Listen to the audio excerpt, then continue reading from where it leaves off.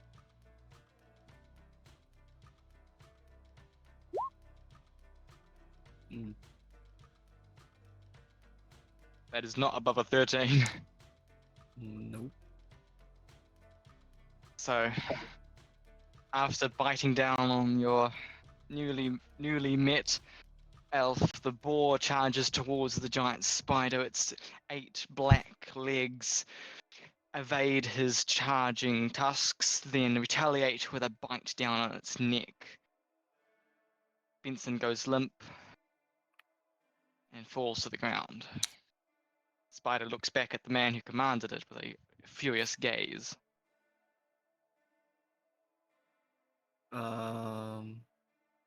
Did it get paralyzed or poisoned? He's dead. He's dead. How much damage did he take? None really. It doesn't matter. It's an instant onset poison. It's poison J. You can look it up in the Dungeon Master Guide. I think it's J. Poison F. F. Yeah. Yeah, F. Yeah. Oh my god, that son of a bitch. Yeah. Mm. How F for fucked. fucking dare he? That's alright, I'm So- gonna kill it. I'm gonna smash its face in. So don't worry though, because the next character I make is going to be a human mage.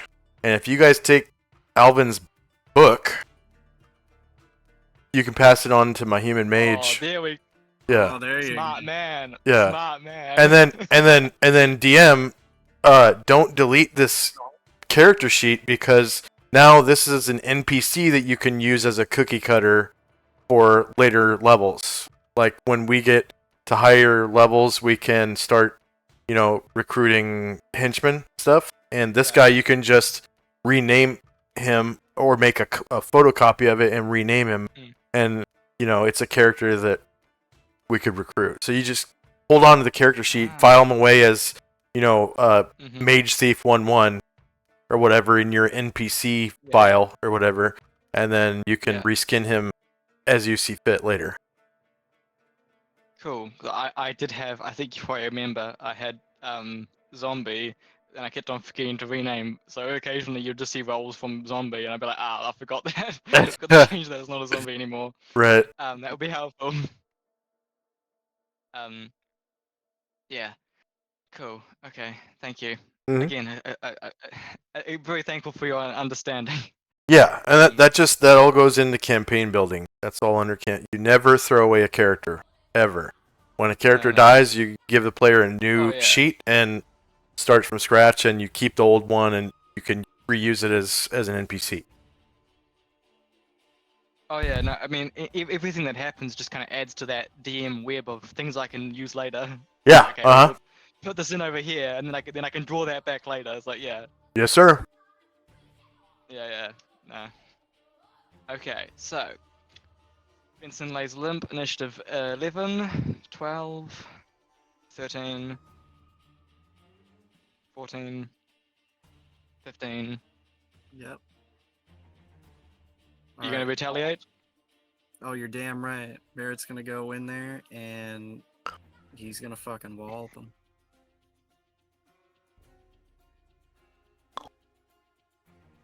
Alright, commence walloping.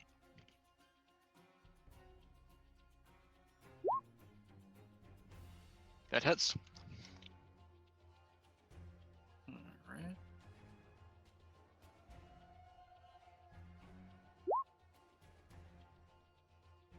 Five points damage. Okay. And remember, this is the second round, so you'll have your Second attack. yes at the end of the turn. Okay. And okay, so it's 13. You charge, invigorated by the death of your fallen friend Benson, the wonderful boar. You charge in there using the speed of your run to get some extra power behind your wallop. You pummel the spider, and you can see it recoil. It's not looking particularly pleased with this.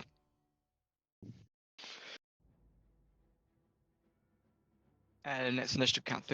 So 12, 13, 14, 15, 16, 17. Yep. Okay. The she-elf. What is your move? Back up a tad, and then I'm gonna. Situation's getting a little dire, so I'm gonna load up those +1 arrows and shoot. Do the +1 arrows do +1 to attack damage or both? Both. Okay. How'd you get +1 arrows? Oh, nice. Bought them from that bastard merchant, I think. Yeah, they went. They got them off the dwarves, and then you bought them off the bastard merchant.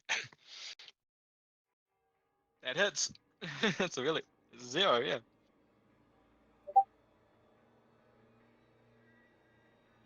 Six points. Okay.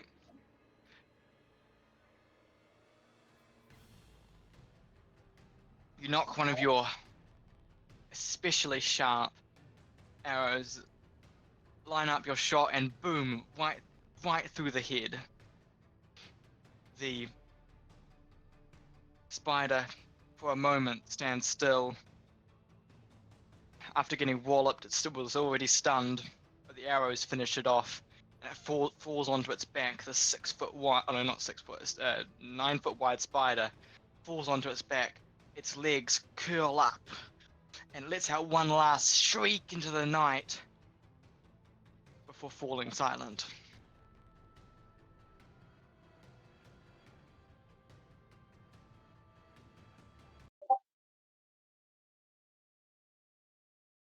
Well, Barrett's gonna kneel down to Benson's level. I give him the pat. Such a good pig.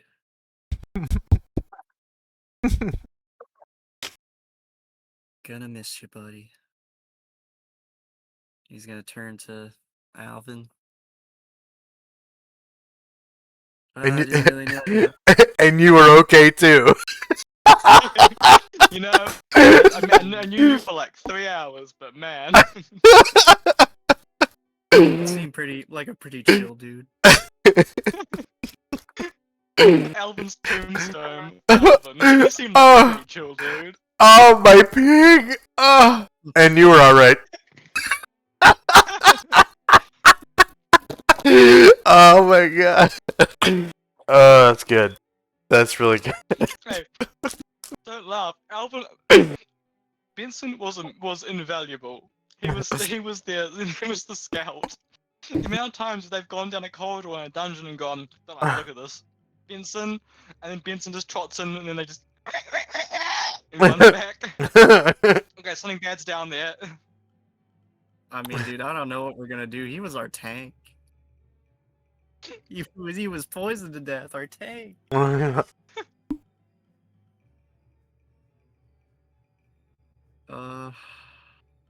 Yeah, we're My definitely father, gonna need to hire like yes. a spearman each or something. Yeah.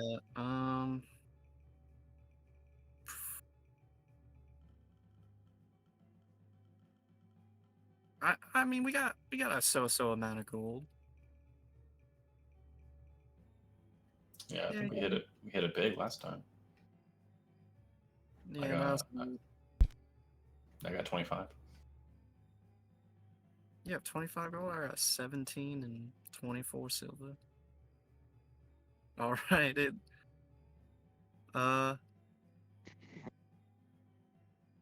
I guess Barrett is going to start digging 2 holes.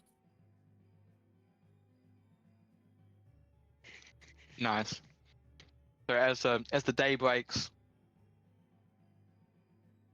the clouds have thickened, and you're beginning to feel the pattering of rain on your backs as you dig.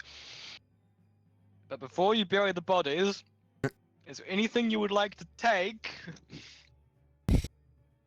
Oh yes, we shall take spellbook and It's called Codex of Basic Spellcrafting by Alvin Oak. all right, we will take the codex and do you have anything else Gold, that you might? gold and silver, and a couple copper. Oh, And man. the longsword is worth 25 gold. So, and the thieves' picks are worth 30. I spent I rolled kind of crappy on gold, but he has some stuff that's worth, it's worth taking. These picks are no joke. They're 30 gold. Yeah, And it only weighs a those are pound. precision engineered. Yeah, it only weighs a pound. Only issue is finding a guy that you can sell thieves picks to without looking shady AF. This is like, Yeah, hey, or you I can have keep lock them picks. Yeah. for the next thief or something, like if we get a henchman thief. It's always nice to have extra Yeah, lock true. picks because, if you break your lock picks somehow, that's how some GMs rule it. Like if you crit fail on a, lock picking, you break your lock picks. Yeah, I don't know. Yeah, it just depends on how you wanna spin it. But sometimes it's good to have an extra set of lock picks. Oh yeah, and you don't want to be caught out without them. It's like losing a spell book. It's like, okay, Yeah. no, I can't pick locks. Yeah. Yep. Keister your lock pick, so if you get captured, your extra set of lock picks. And so you're in jail somewhere, and then you just kind of. Hidden up your sleeve for a cold winter day. Your secret sleeve. The brown sleeve, as it were. Yeah. Oh yeah, I can just give myself a new character sheet, huh? Okay. And then what was the money again? I got the items. Oh, sorry. Let's see, currency. So 9 gold, 2 silver, 3 copper, and then let's see, equipment. So he's got the 25 GP longsword. He's got the the thieves picks, and then that's pretty much everything that's worth a good amount of dough, There was small stuff. There was something that was worth 5 gold. I think that might have been the grappling hook. And then rope is useless. I mean worthless. Not useless, but worthless. Yeah, I think it was the grapnel that was the grappling hook was 5. Pretty sure. And that's it. The book is by far the most useful thing. You want to keep that in the party, definitely. For the next wizard that comes along. Well, the next several wizards, because you can pass it around.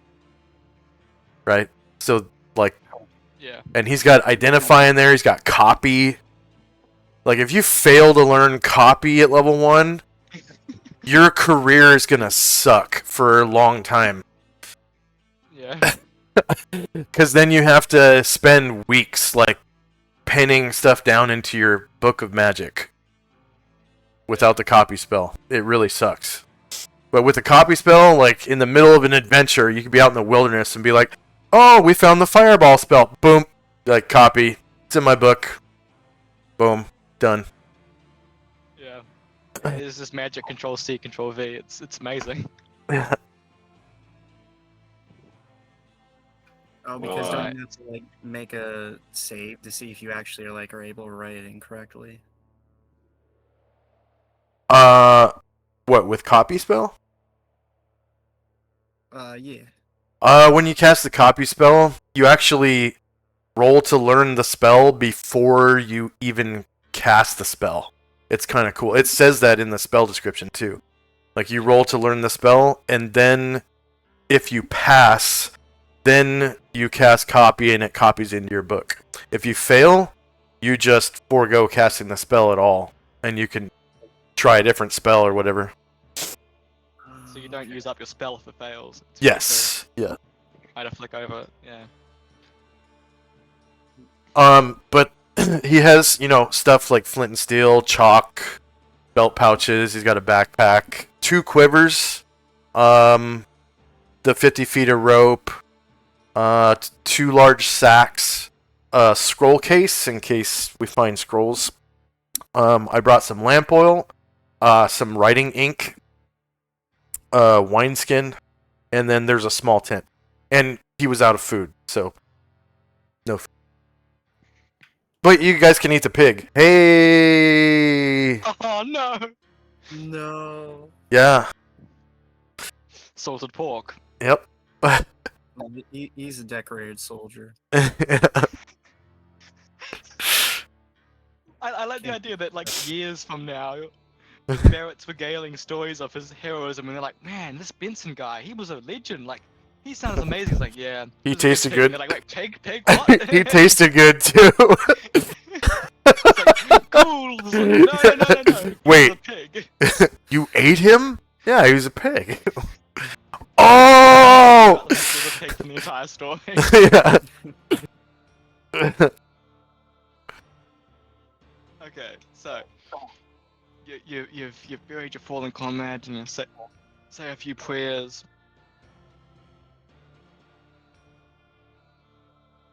Over Benson, of course. You take all that's useful. I mean, you can put some of that extra 10 maybe on the horse if you want to. Yeah, that's what I was about to say. Yeah. I gotta remember everything you just said. It was like flint and steel. The quivers could be useful. I mean, if you want some more arrows. Yeah.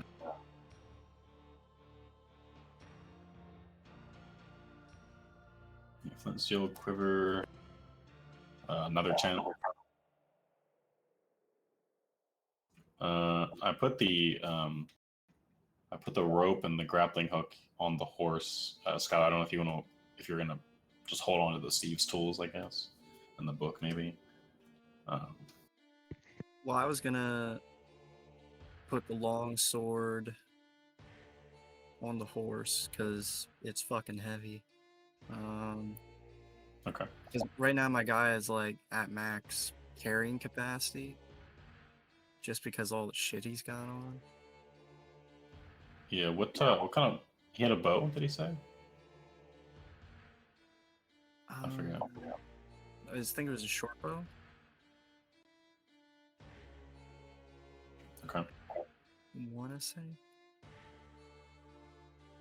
Okay. Short bow, longsword, 2 quivers, flint and steel, another tent. I'm assuming you took all the money. Yeah, I took a little money. Are you carrying the spellbook, or should I put that on the horse? I'm assuming the spell book's like 1 pound, so I can carry that on me. Okay. Just imagine you open the book and you're like, what's the big deal with this thing? And you try to read it and you're like, I have no idea what this is. What is Yeah. this nonsense? Yeah, it's like chicken scratch. What the fuck? Yeah.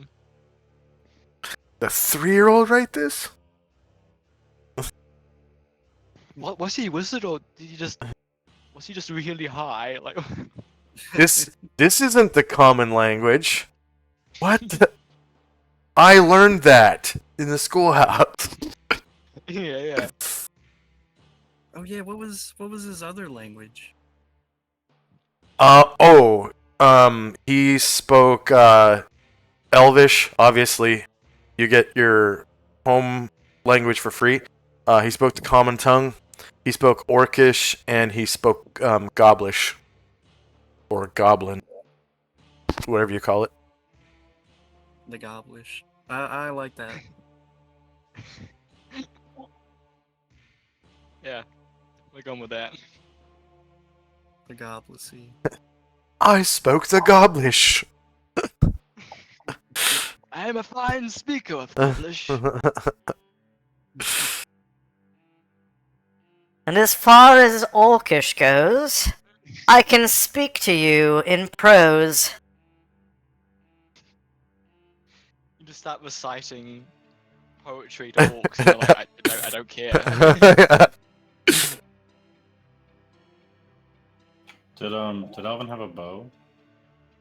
No. Like I said, I rolled shitty on gold, and I had 2 quivers, but no ammo and no bow. It's like, what the fuck? Why do you have I can get a these? second quiver.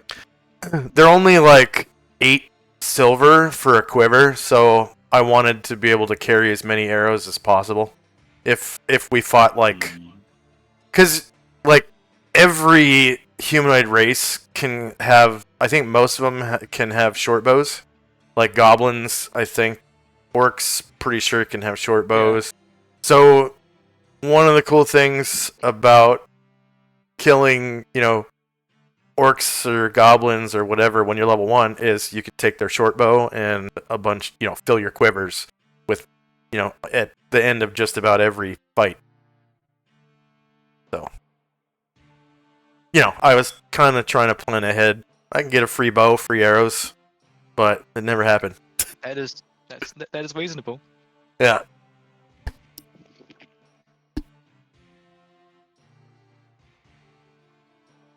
Yeah, because the short bow is like 30 gold or something like that. It's really expensive. And then I was like, well, I'm not going to have a bow, so I'm just not going to buy arrows right now and give them free later when I get the free bow. But It'd be even weirder if you were like, oh yeah, no, I have arrows. yeah, I just just throw them at people. Like, do you guys have an extra 30 gold bow laying around? Ramirez like, I'm currently working on one. Yeah, they're giving you a hand-me-down. But sorry to detract. I'm embroiled in making my next character now. Alrighty, no, that's okay. It's good. If anything, it's kind of good, like good icebreaker. It was like, damn. Yeah, definitely. That's Yeah, and now the other players know how I think. Like you guys know how. Like, if you take this book and give it to my next character, you're conniving. will be twice as strong. Yeah. That way, if I fail to learn, copy at level 1, then I'll have this book and I'll learn at level 2. Yeah. Cool. Okay, so the rain begins to patter down on your coats. You bury the bodies, make sure the animals don't get to it, you don't attract any disease or anything.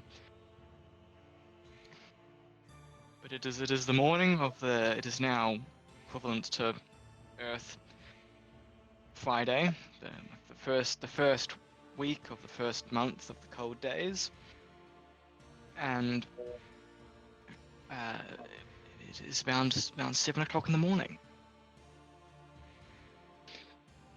What is your move? You're currently standing by the tree. Fires, I imagine, down to embers.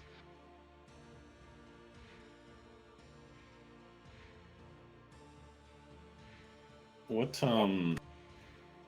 did we come here to do? Was there like some kind of blight or something in the dungeon? In the tree. Yeah. Yeah. Because this used to be the. Oh yeah, I'll let you explain. Yeah, the druids were talking about like a dark evil in the forest, and how they asked us to like go figure it out, try and find out what it was, and then we came across the tree. Yeah, if there's a dark evil in there, we might gotta go get some backup. Yeah. So I guess we'll pack up all our stuff and we'll just go back to the druids in defeat. That's okay. On the way, do Mhm. I see like any animals? let's see if you see any animals. Do. Actually, since there's already a gray elf in play, I'm gonna make a gray elf mage. Cool. That way we'll have some common ground. And I'll One be person that Ramiro won't be racist towards. yeah, I'm I'll like, be I a love this guy. I'll be a Friendly. I'll be a better mage for it too, because I think they get like plus 1 or 2 to their intelligence. So Yeah, so you're As long as you roll well Ramiro enough. will go, oh, finally! Finally! Right. Alrighty. So, back to the world map. You are in, you're starting to go into the foothills. So, remember you can move four hexes a day. You have a total movement of 24 miles. Each hex is 6 miles. But they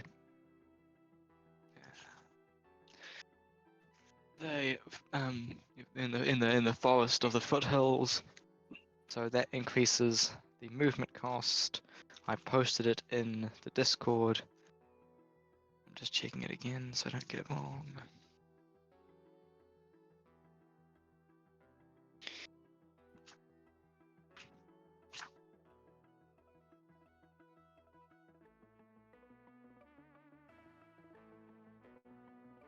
Terrain modifiers. Forest line.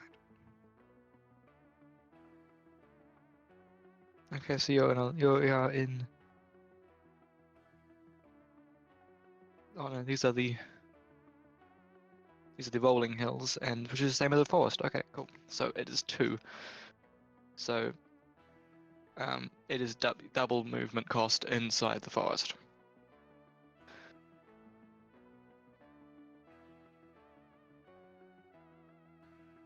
Did So I you see can- any you can- animals?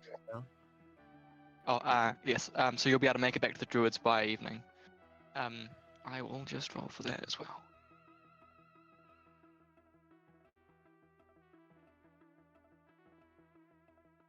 Yeah, I hope we don't see any more of those last type of animals. I'm gonna be Exilion Duelinen. what a beautifully pompous elf name. Damn, Uh, that is a name. Duelinen. That's the elf name generator that I have in my game. Came up with that. Like Hot Barrett Brightbelly from a Dwarven name generator. Nice. So Oh, that's me. I got scared for it. I was like, who is this diagonal man breathing on my screen?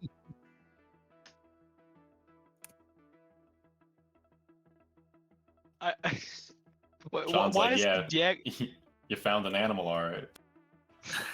why is the fact that he's diagonal and breathing the scary part? I thought the thought would be he's in a black robe and he's got like long blonde hair. That's the scary part. Not, oh no, he's diagonal. Like And he's respirating. okay, you do not see any animals. Your trek back to the druids is devoid of wildlife. The rain gets much more heavy though. So by the point of midday, it is most definitely a storm. It's getting the rain is starting to pelt down upon you, making it a bit difficult to see. But you're able to navigate the forest well, especially with your ranger friend. Making it back to the druids is still a possibility, and there are nothing stops you along the way. You make it back to their little grove, with you see that the monument and the old temple. They have the rangers as sentries around the outside of on the outside of their little sanctuary. Inside, you see many men in long robes and cloaks, talking in huddled voices.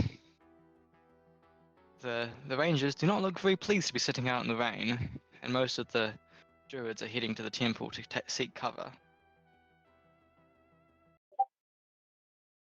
Just change the music.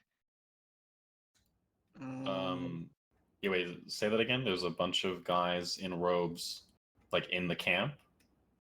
Well, yeah, like there's lots of druids in the druid grove, in their by their temple. They're talking, you know, in like their huddle, and then they head into the temple to get away from the rain. And the poor rangers that had to stand guard are not too happy to be being pelted by the storm. Oh, okay.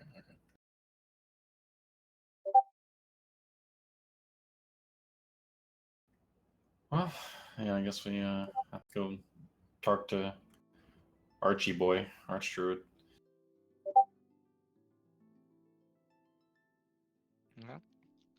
So, heading back to the druids, you enter their temple, and you see that the same ancient man in his big green brown robe, almost looking like it's made of moss itself, barely clung together. Long white beard, big bushy eyebrows, looks back across the stone table. Oh, hello. Good to see you make your return. Please, regale me with stories of your exploits. Is the tree now free of that wretched corruption? Well, Grand Protector, we had to fall back for a bit. We lost our compatriots there within the depths of the tree. We did bear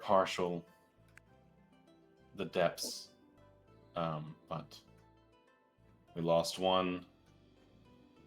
Found another strange boy who tracked us all the way there, and then a giant spider killed him and our friend Spore here. So we may need some additional personnel to proceed further. This He was is young. grave news. Oh, sorry. I just said he was too young. I'm left pondering whether you're referring to. Yeah.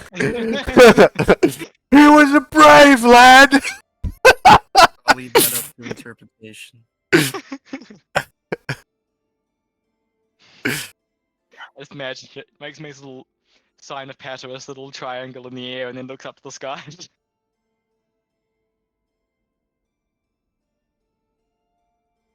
That is most unfortunate. The giant spider of which you mention, that sort of beast has not been sighted in these woods for hundreds of years. We made sure to rid the land of those foul of beasts. At least none this close to our sanctum. I was unaware you expunged the forest creatures. Now, young Mary. All creatures of nature may live in harmony with us, but though there are some that are not natural, creatures of pure evil, created by dark forces. Now those we cannot tolerate. The creatures that you found there, those are of that type.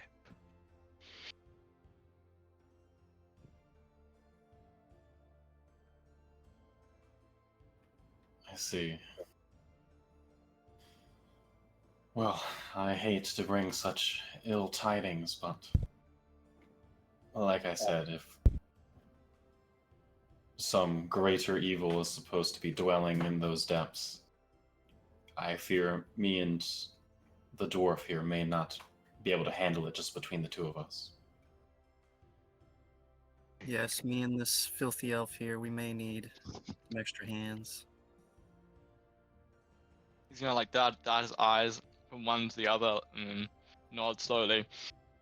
Methinks you are not perhaps the. I'm trying to think of a very polite way to put it. Experienced of adventures these parts have seen, but I sense great potential within you. A willingness to do good that I hope will grow into a wonderful tree of heroism.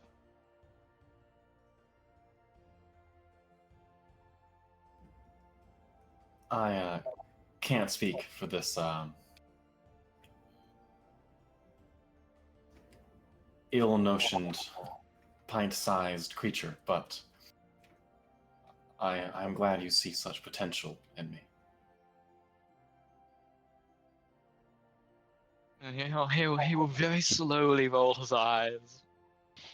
Maybe if the two of you could work together instead of against each other, you might have some more success.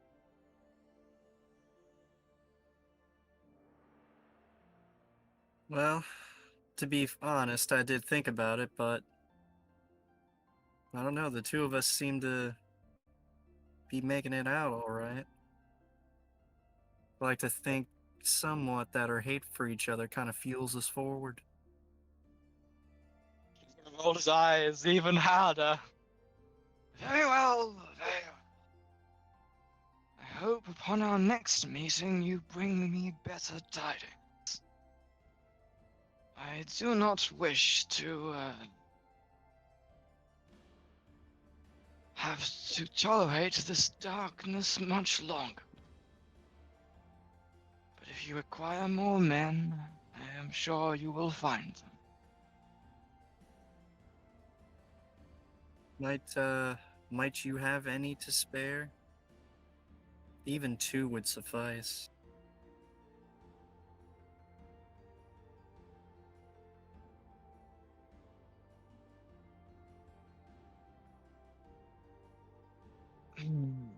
You may have to inquire further. The guards themselves. Those that work here do not do so out of this search for glory or gold. They do it out of an obligation of the old faith. But all men require food and drink, and that cannot be paid for with faith.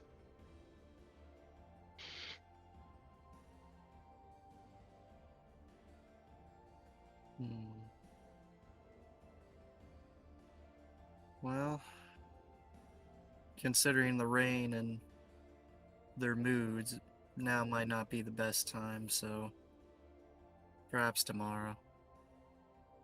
Or actually, is it still day? It's evening. Evening? Yeah, tomorrow then. As you wish.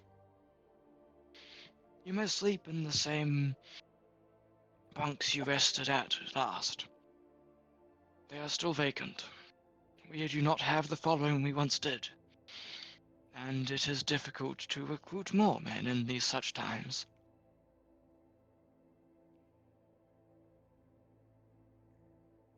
Understood. Especially during these dark times, we don't want to leave you with nobody to defend. Precisely. Now I have much to do. And so little time. Very well. We shall see ourselves out. And We he'll wave appreciate you your- off. Yeah.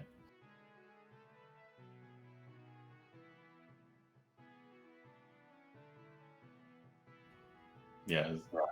As soon as you walk out back in the rain, Ramira's just gonna like face palm and drag her hand down her face. It's like,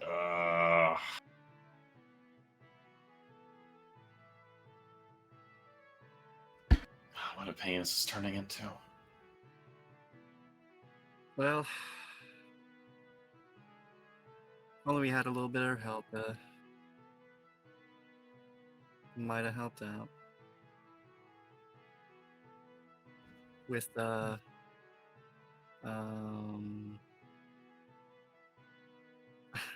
I forget the guy's name that died in the Francis. Francis. With Francis's death, Sam going on her journey, and I can't believe I'm saying it, and Benson, I can't believe he's not here.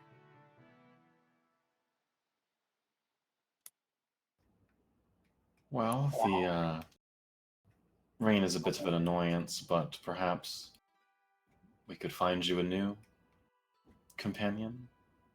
We have a bit of time to kill.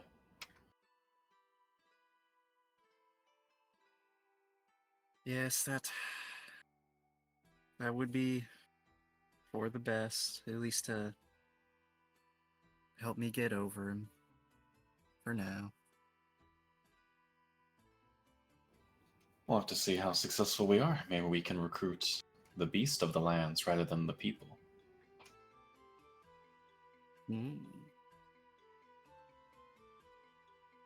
Alright. Let's go out and do a little exploring then. I mean, at high levels, rangers do get animal followers. Yeah. They do. I just have to wait until 2029 to be a high enough level to do that. Aren't you like super close to leveling? I think you are second level, aren't you? Yeah, I'm second level. Oh, there you go. You're at second level. I'm at 2 first levels. Quick question Yeah, for the GM. Yes, yes. Do you allow the witch/warlock wizard kit? Because they start with magic items at level 1. Well, what do they start with? They actually have a choice. So it says when a witch is first created, she must buy her weapons from among the following choices: dagger, dirk, knife, yada yada. Which she can choose up to. Okay. Additionally, the witch can choose up to 1,500 GP worth of magical items from table 89, potions and oils, table 91, rings, table 92, rods, table 93, staves, table 94, wands, and table 95 to 103, miscellaneous magic on pages 135 to 139 of the Dungeon Master Guide. These items are free. She doesn't have to pay for them, but she cannot keep any of the leftover 1,500 GP. And I think the GP of a GP worth of magic items is half the XP value according to the Dungeon Master's Guide. So that's 3,000 experience points worth of magic items. Which is, I mean, the miscellaneous magic table, I could start with Eun stones. Now. Yeah. So it is really powerful, but I mean the game's pretty deadly, so it's it's whatever you say.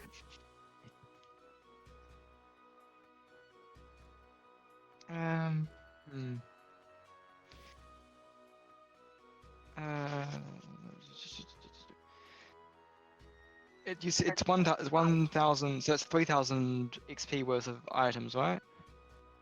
Yeah, 1,500 GP worth of magic items would be 3,000 experience points worth. Okay, that's not absurd. I'm just skimming over those XP values for the categories you listed, and that's not, that's like 6 potions or less. That's not that bad. Yeah. I'm good with it. Okay. I trust you not to be like, okay, now I've devised the expert plan to have literally, like the best stuff possible. Well, I have had a player that did this. So I do know what to choose, and basically the secret is taking Ioun stones. Because they're on the... I forget what page it is, but it's 135 to 139 in the Dungeon Master's Guide. And it includes the Ioun stones table.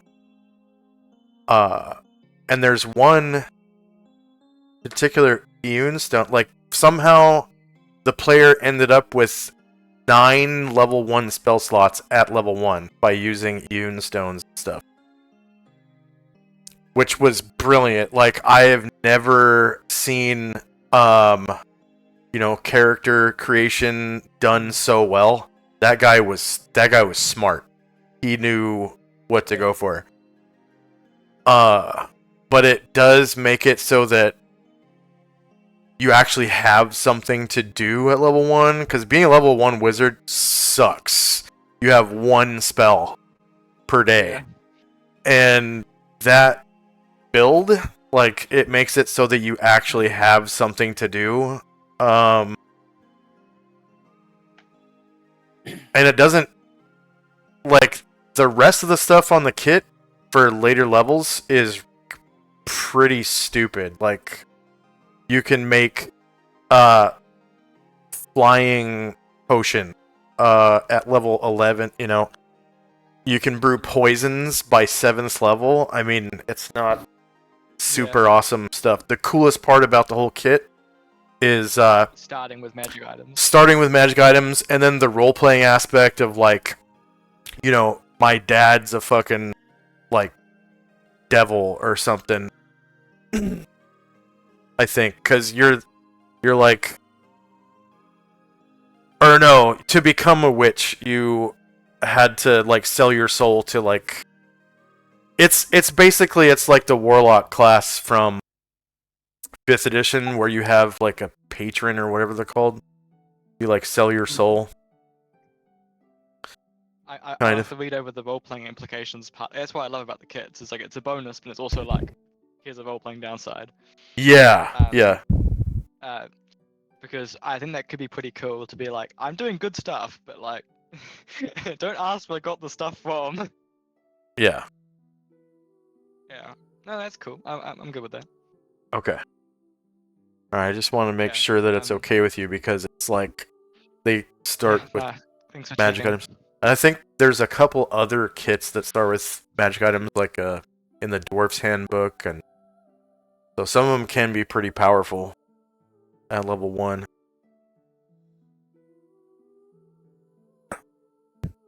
Thank you, by the way. I've kind of always wanted to play this kit before. That's cool.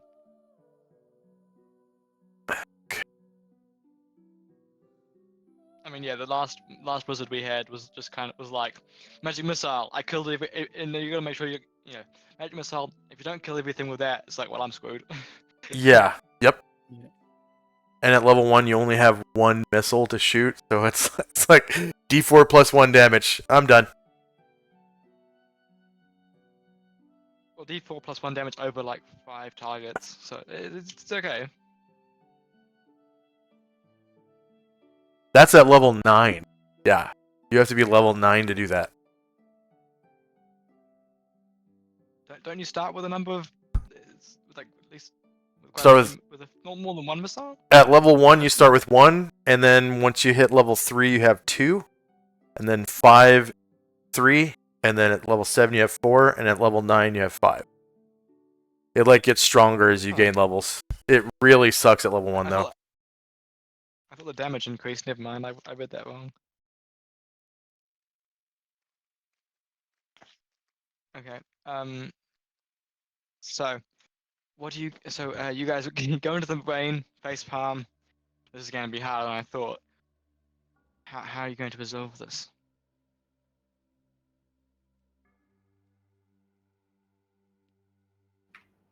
Well, I was gonna look around for a pet first. Yeah, we were gonna both go out together and do a little hunting / I'm just poaching the right word, I don't know. Animal seeking. Yeah. Animal seeking. Okay. Um. Okay. If it's hostile, we can kill it for food, whatever. Yeah. Yeah. Okay.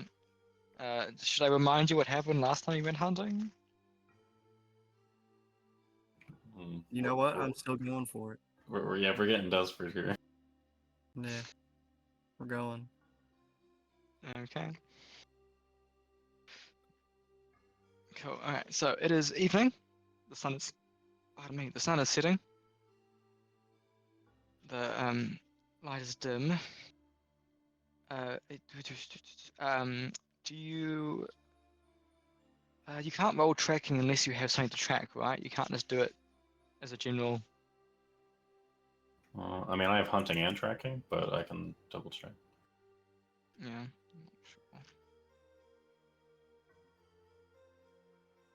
Yeah, I'm assuming tracking you look around for like Traps. like a specific animal or something. Mm. Yeah, characters with tracking are able to follow the trail of creatures and characters across most types of terrain. Characters who are not rangers roll the penalty. Rangers have no penalty. In addition, other modifiers are also applied to the attempt according to table 39. Yeah, things like recency and muddy ground and stuff like that. Mm-hmm.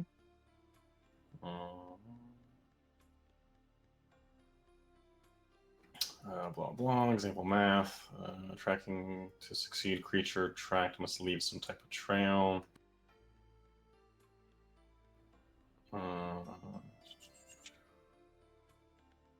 To track a creature, the character must first find the trail. Indoors, tracker must have seen the creature in less than 30 minutes. Outdoors, tracker must have either seen the creature, have eyewitness reports of their movement, or must have obvious evidence the creature is in the area. Okay. So you could ask the rangers on the sentinels if they've seen anything, and if they say, "Yeah, I saw something," then that would be it. That's eyewitness account, so you know that you know what you're looking for, and then you can make that look around check. Okay. Cool. So just give me one moment, and I'll roll on some tables, and then I'll. Okay. That's one does. You know me and my tables. I have a binder full of them. I know. You just bust them out like Yu-Gi-Oh cards. You're so excited. You laugh, but it is not far from the truth. Okay.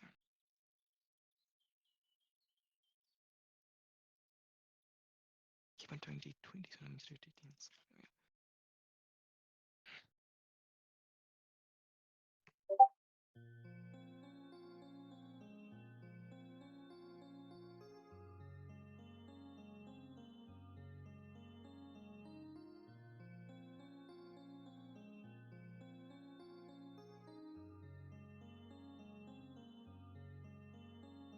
Okay.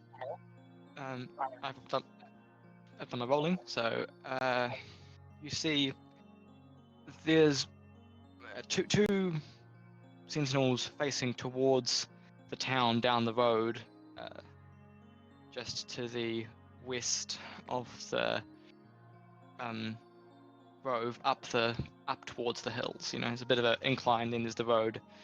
The sentinels are facing towards the road, and then there's another two facing more towards into the forest. They're not looking entirely happy. They just stand in the rain, but yeah, it's their job. They're doing it for the greater good. How do you approach, and who do you approach? What are you gonna go with?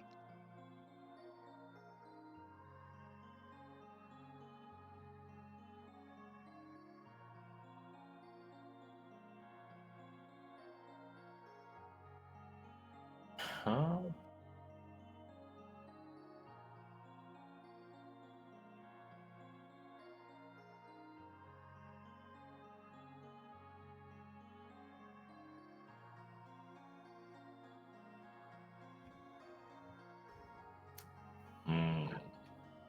Okay, I don't know if I'm allowed to do this, but we're going to find out.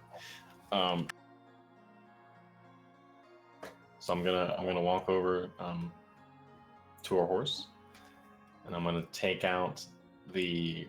Well, now we have 2 spare tents. Take out one of the spare tents from the saddlebag, and walk over towards the sentries with it, cradled in my hand.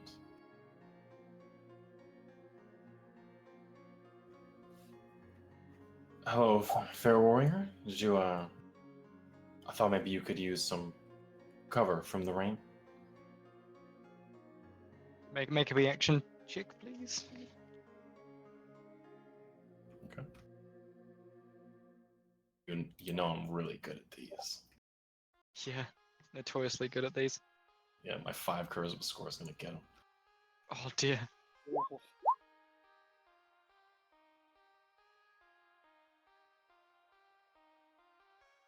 Is that good? No, you want to roll low. Oh.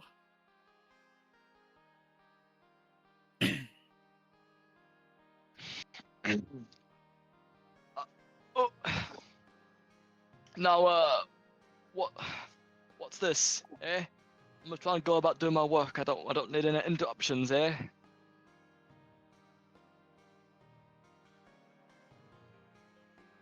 Rhaenyra will just kind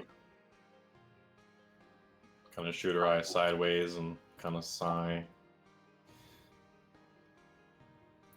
Well, I was actually just wondering if you'd seen any wildlife in your watch. Wildlife? Not seen nothing no wildlife. Heard some rustling in the bushes though. How long ago? Not long ago at all. Just probably a couple of hours back. Say, what's in the bag?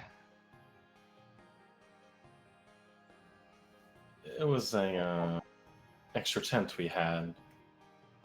I thought maybe you would like the shelter.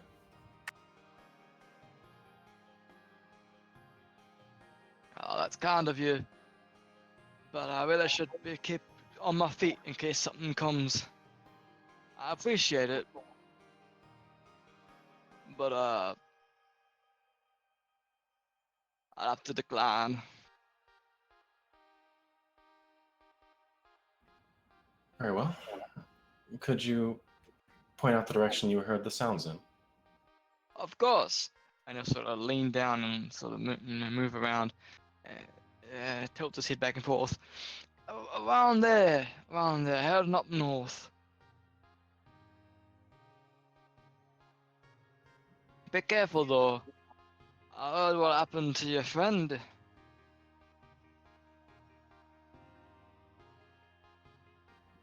Yes, we've quite a few friends by this point. Times really aren't changing. There they are. Well, I'll let you get back to your watch then. Thank you kindly, lassie. I just need to keep an eye out. You know. Thanks for the tent and all, but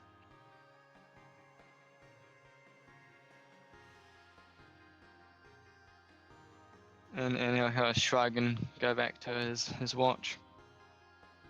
Green coat bellowing in the wind, the hood over his head, trying to block out the rain.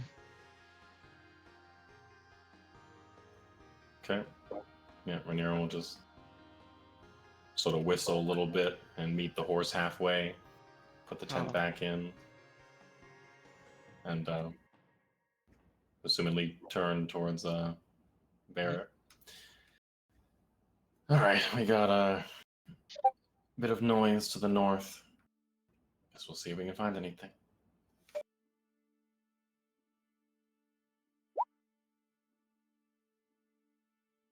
Okay.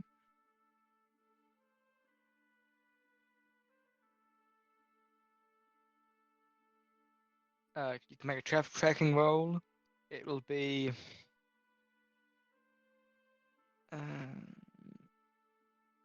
You'll get a -5 because it's raining, but a +3 because it's thick bush, vines or reeds, so that's a -1. Mm,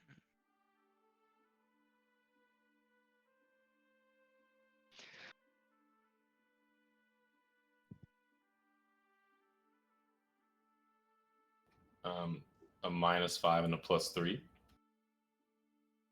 Oh yeah, so it is -2. Sorry, I was just looking at some other things. Okay, -2 penalty. Okay. I crit. Oh, hey, very nice. Okay, so watching you go off in the direction that that you were gestured towards, and sure enough, there are signs of movement. That you think you think back and realize that you have definitely seen these sort of tracks before. In fact, very recently, and you see the telltale signs of something slithering through the undergrowth. How wide is it? How wide is it? Not very wide. These are not abnormally large slithering marks, and there seems to be only one of them.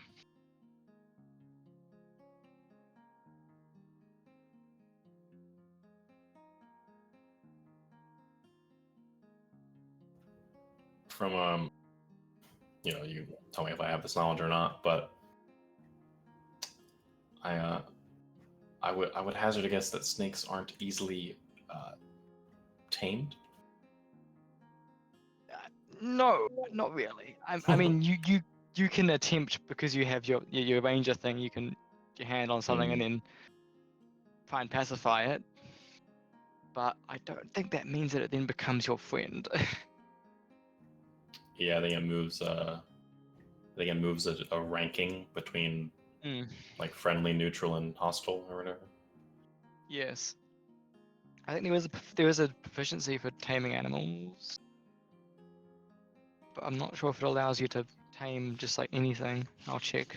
Yes, Skylar, don't you have tame I think it's the animals? one that I think it's the one that that Skylar has. Yeah.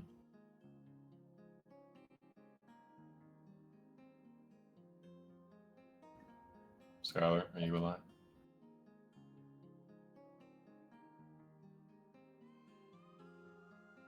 Don't fall no. asleep on me.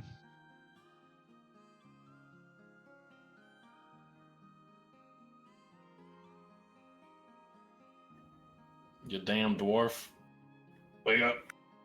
Wake up, damn dwarf! I'm gonna ping him.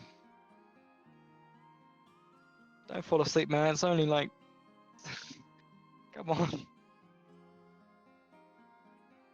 I'll call him again. Oh, you know him in real life? Yeah. That's awesome.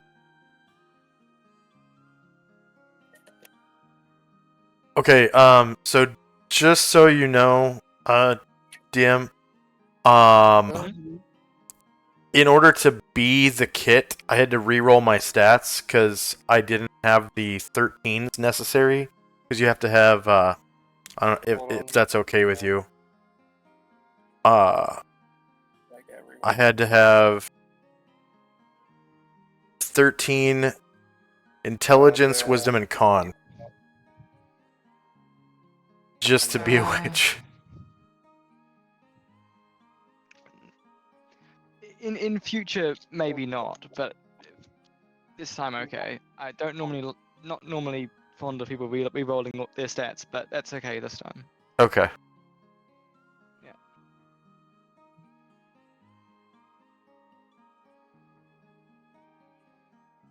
Okay, he's like barely awake. Barely. I snapped back awake a little bit. All right. Just hold on to life for a little longer. I know, I'm trying. We're getting there. Critical Okay. success. Yeah, we're gonna get you a snake. I checked the animal training, and when you spend the proficiency slot, you declare which animal you are able to train. So you would have picked boars, I presume, which means that you can train boars, and you have to take it again if you want to train something a different animal. What about animal handling? Is that just like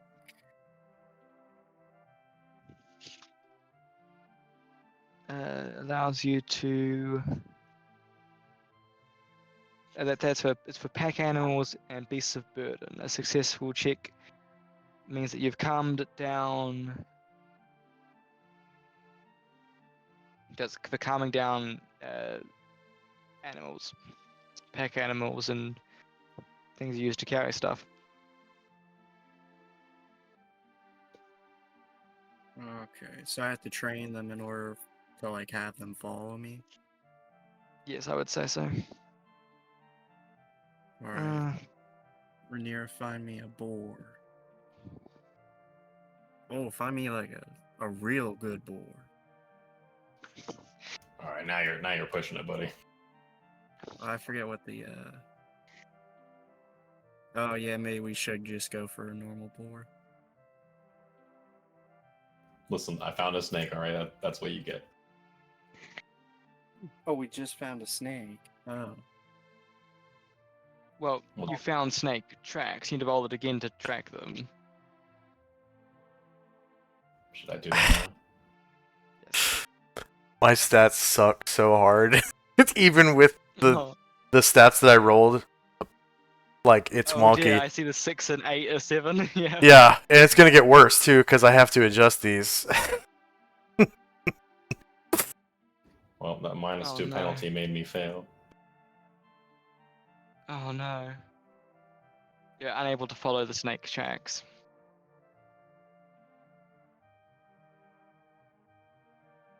You try as you might. You can see the marks of a slithering creature in the undergrowth, but you're not quite sure where they're going. They sort of just meander, and then you trying to figure out, wait, is that a snake print, or is that just, the ground's got a mark in it? Like, it's not like you can follow hoof prints. These are just lines in the sand, literally. And with the rain pattering down, it's making it even harder to track. Yeah, Rainier's just gonna like throw her arms up. Ah, whatever. I'm just gonna storm back to camp. And Barrett's gonna follow along. Might have to see if you can find something in town, or continue, or maybe later try to give another shot. Mm. Alright, there'll come another day. It'll come another day. All right. Anything else you want to do in the evening? I guess if I got crafting time, I'll just. Oh I'm yeah. tired of being in this rain, so we'll go sit on our bunks. Go or into whatever. the go to the bunks. Isn't Yeah. you go inside. This lovely ornate wooden shack, created just on the edge of the lovely druid grove. It's meticulously crafted. And inside are some lovely bunks, and a little desk with space to do your bowyer work put together.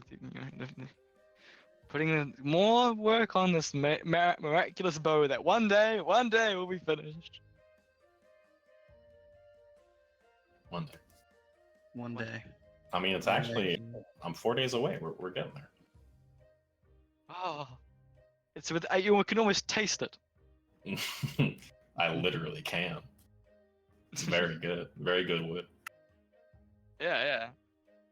This is the highest one you can craft, right? Like the best. I think so. I think I might have been able to make something that's like better, either range or damage. But like I chose like the happy medium. But it's been a I minute. think I remember you saying I'll do all or nothing. Yeah, let me see if I can find it here.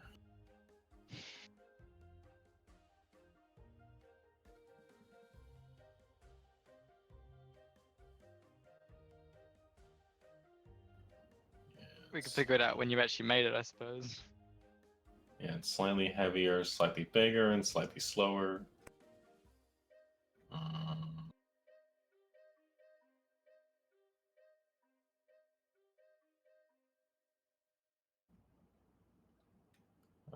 it has much better range, same fire rate. Yeah, I guess it's just slightly slower. Or I think I could have made like a crossbow or something, maybe. Maybe. Okay. But in the meantime, if you've spent the rest of the evening working away on your bow, anything about you're going to do in your little time here?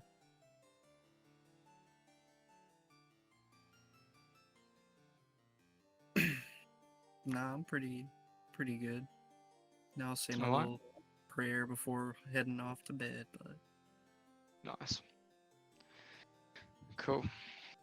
So, it's now morning. The where's my calendar? Okay.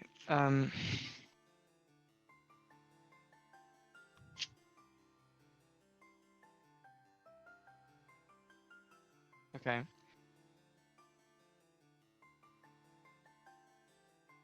Oh, the day is off. Never mind. Okay. It is Sunday. Sorry. The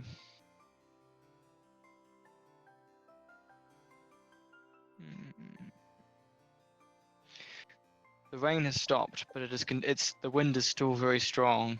You wake up and you can hear the sound of the wind pushing against the old wood of the cabin of the bunks.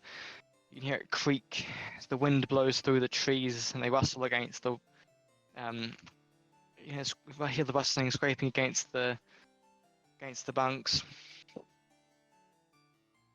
It's not an unpleasant sound to wake up to, but it's not exactly peaceful. It's early, it's still pretty cold, the wind is quite sharp, but at least it's not raining today.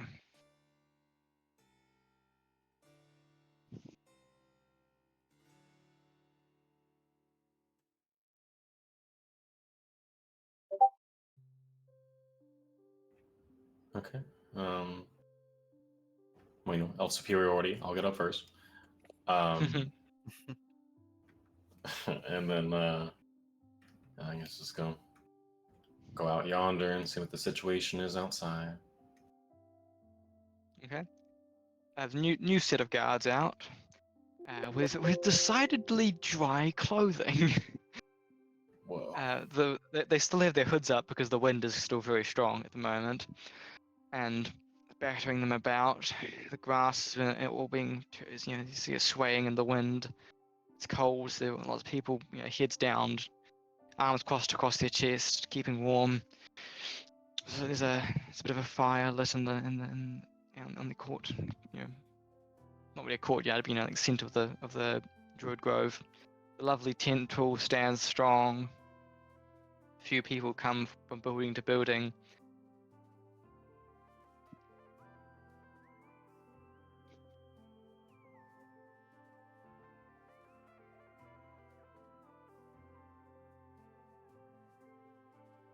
What's your plan for the day?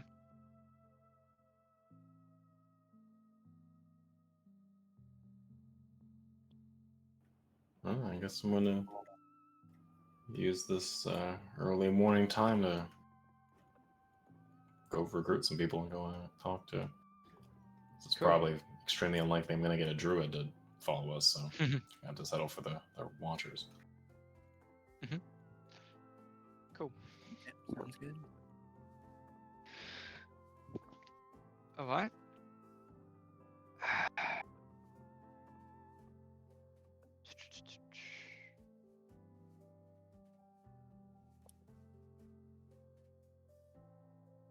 So, you're just going to approach one of the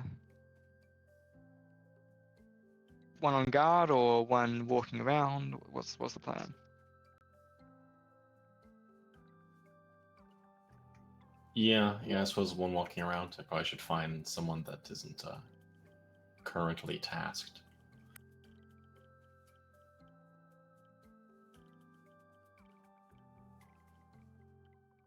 Okay.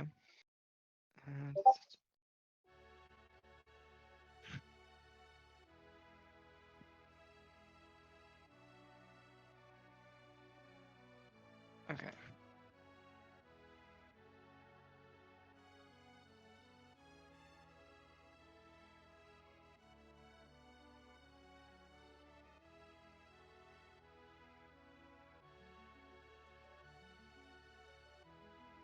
I'm just reading some stuff. 1 second.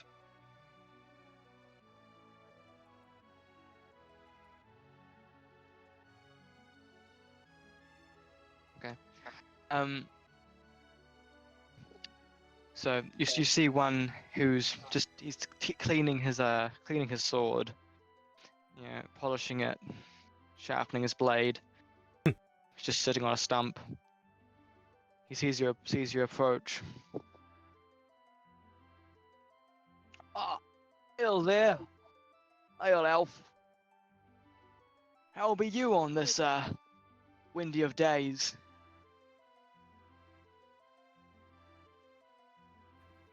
Oh, I suppose I'm faring better than some others. I suppose I'll cut to the chase. Me and my other compatriots sleeping right now, but looking for some aid in possibly cleansing the origin of darkness within the forest. Ah, the Archdruid told us you were looking for some help. Now, I can help, but I heard it's mighty dangerous work, this darkness in the forest.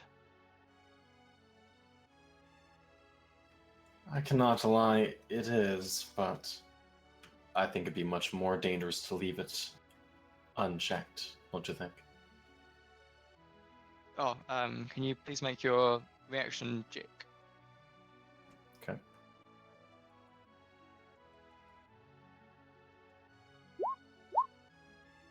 So stunning.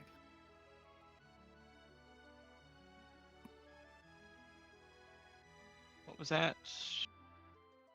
16.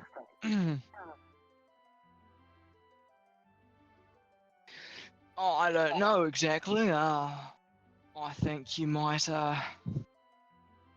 How do I know you're not just bringing me in there for a little bit of fodder? I want to know that I'll be treated with due respect, and I get my fair share.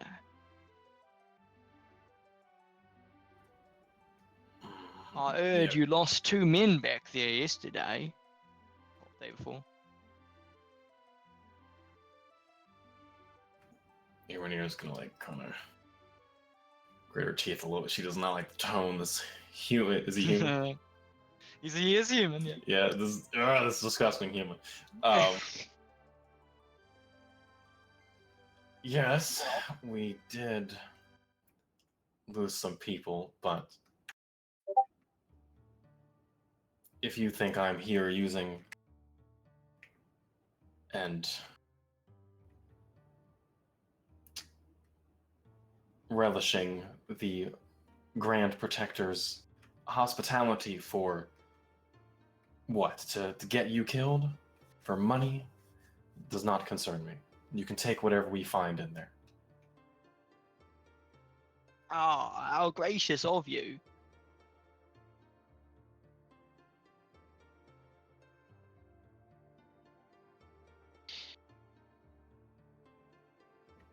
Yes, I will offer my services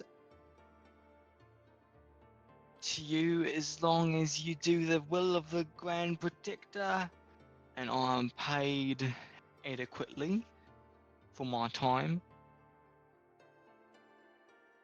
It is for the greater good, after all. Might you have any compatriots here? More help would help ensure all of our safety. That is true. That is true.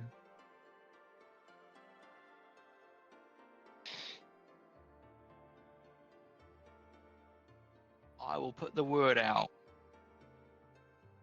See if we can't get some more men to help on this expedition into darkness.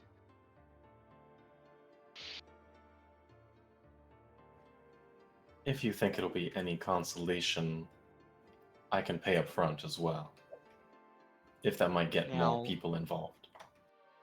My dear, that would help. Now, how much would you be willing to pay per man? I can guarantee you we all know how to use a sword. And we know we're doing this to fulfill the will of the Archdruid, and that, my friend, that is mighty incentive.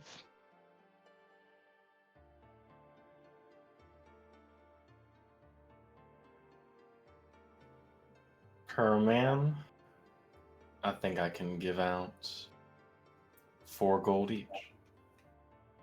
4 gold, right? Oh, that is a handsome reward. I'm sure with that sort of money I could wrangle you a few more.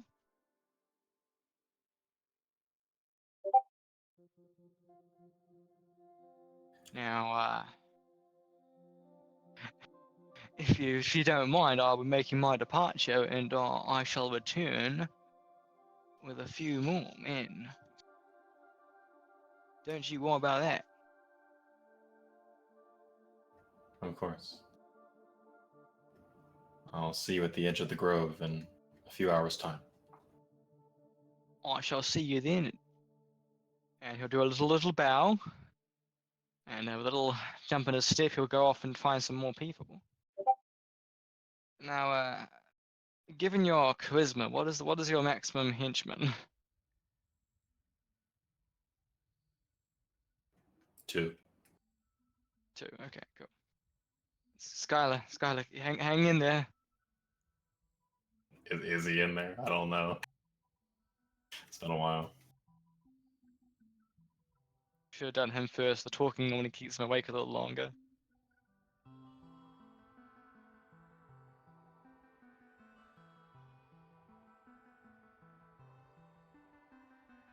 Yeah. Okay, I'll check on his sheet. I wouldn't bet any money on it. I'm checking his sheet. Okay.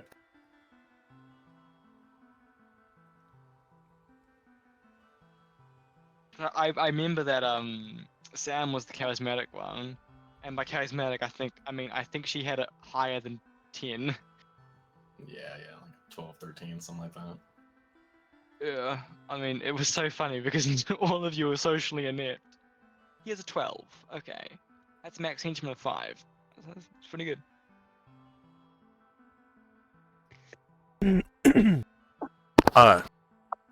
Quick question, GM. Yes.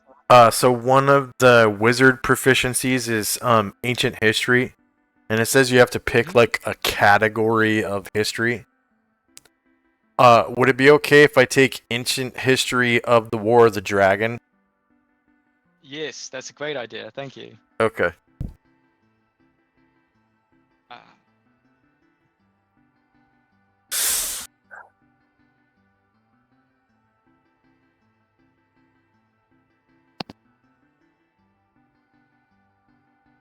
I might actually send you and Skylar the little summary I sent as an introduction, because it might help just so you have it written down in case you need to reference any information you've learned so far. I assume you've been taking notes, but like it's kind of like this is my formal version of it.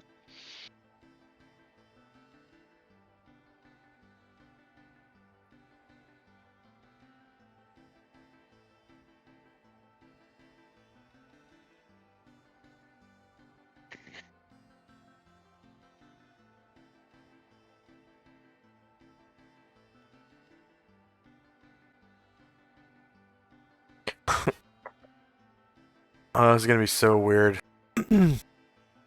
I'm a wizard, but my highest stat is Constitution. Because I had to. Oh no. I had to because of the -2 from my race. To be able to, Oh dear. yeah, to be able to be my kit, I had to put my highest stat in con. So Wow. I'm a wizard, and my intelligence is lower than my con. So you're a pretty big wizard.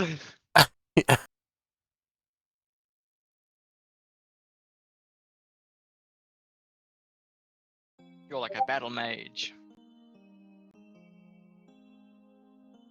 Okay, cool. So, awful feeling scarred us fallen asleep, but we can continue for the moment because I mean, He's asleep in the game. It's my immersion, you know. true. The dwarf is currently snoring so loudly that you can see the bunk itself is shaking. At first you think it's the wind, but no, it's definitely in sync with the sound of his dwarven snoring. God, yeah, it's probably some disgusting mucus-ridden nostril flare. Yeah. Can hear his uncleanliness from here. You had to leave the building just because you... Okay. Yeah, Good job you don't have to sleep, or else you would not be able to. I know, right? You're just sitting there in trance, meditating, and then it's like every now and then you just open one eye and just see him, and Yeah. Every day I wake up and I see Barrett sleeping, and I'm like, do I need a dwarf around? it is really helpful when you were in the dwarven ruins. Yeah, I had to be nice for 5 minutes because I really needed him to heal me that one time. Oh, that was very funny. Okay. That's recruiting soldiers and spies.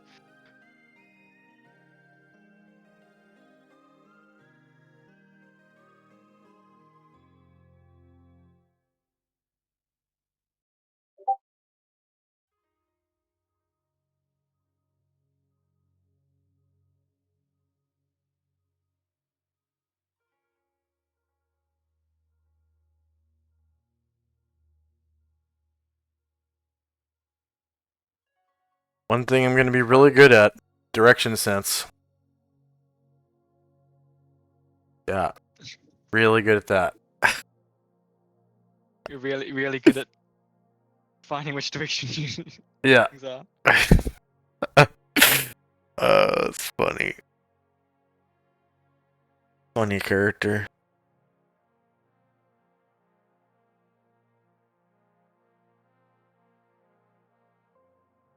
Okay. And I'm going to be good with animals too. Oh, that's great. You get along well with the ranger and the deprived dwarf. Yeah. Okay. So you're not going to be able to get too many people, too many extra soldiers, because it's as much as the druids want to help, they don't want to drain their reserves.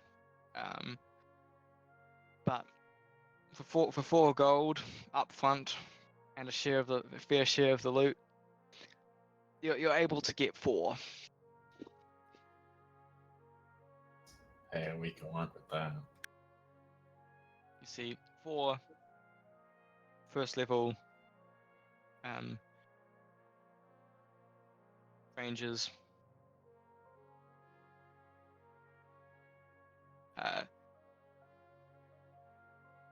Out on the edge of the grove,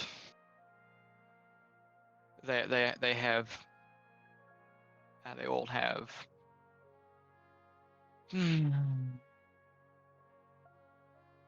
they all have long swords.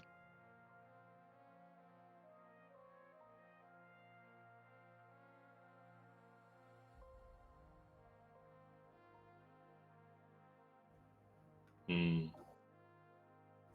a row of loyal kinsmen almost brings a tear to my sharp, maliced eyes.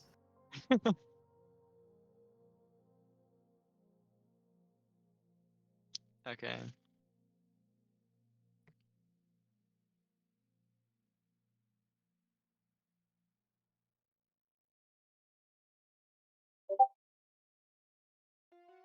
So, you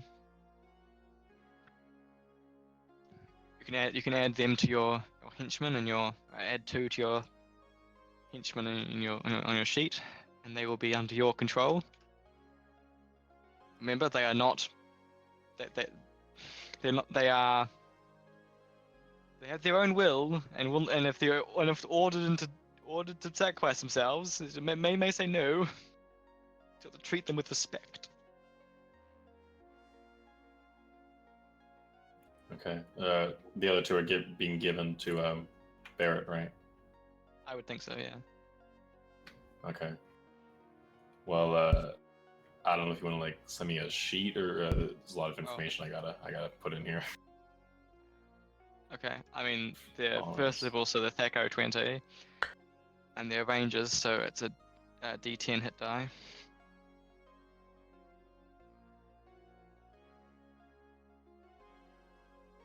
So, 10 HP for them as well, or did they roll for followers? I think they should roll. Okay. Pretty good. One guy got a 10. Oh wow, 6 and 10, pretty good. How do I? It says warrior followers, but there's only 1 slot. Should be able to add slots. There should be a way to add more. Yeah. He has at the bottom. Okay, yeah, because there's like, I mean, it's got quite a lot. It's got all their saves. It's got 3 weapon fields. It's got initiative and gear and all kinds of stuff. Wow. Are they all human? Yes. Okay, level 1 ranger class. AC.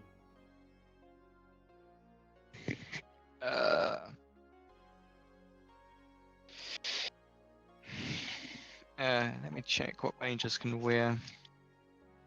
I know it starts interfering with their dual wielding and bonuses.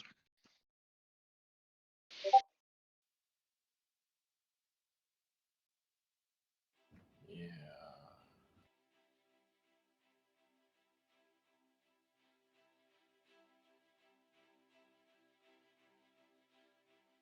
When wearing studded leather armor or lighter armor. Okay, so they're both wearing studded leather.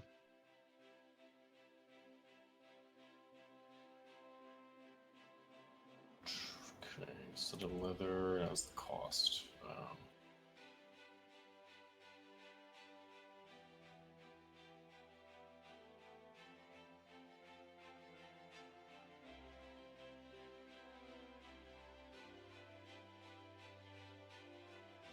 Studded leather.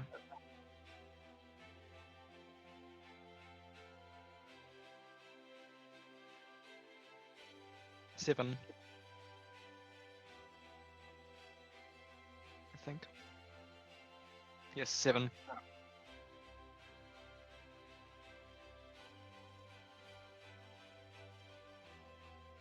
Oh, there it is. Okay.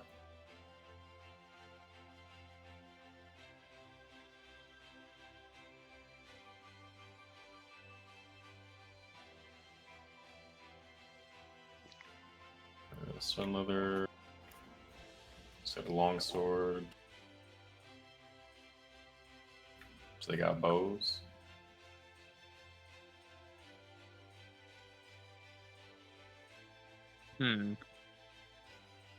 Okay. Half have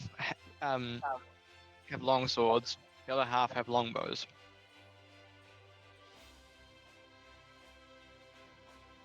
Okay, yeah, I guess we'll just split that evenly. So I'll take 1 long sword guy, 1 bow guy. You said a long bow or a short bow? Said longbow. Longbow. Okay.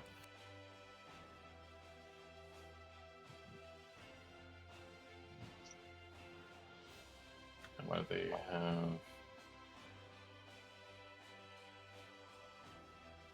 What is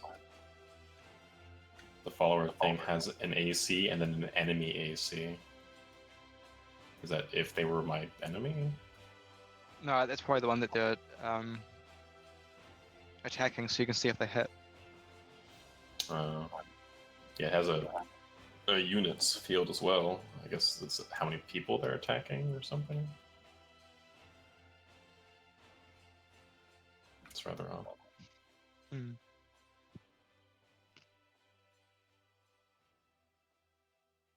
Where is Longsword? There it is. This is my roll for the vibrant purple Iune stone. It says it stores 2d6 levels of spell. Here's my.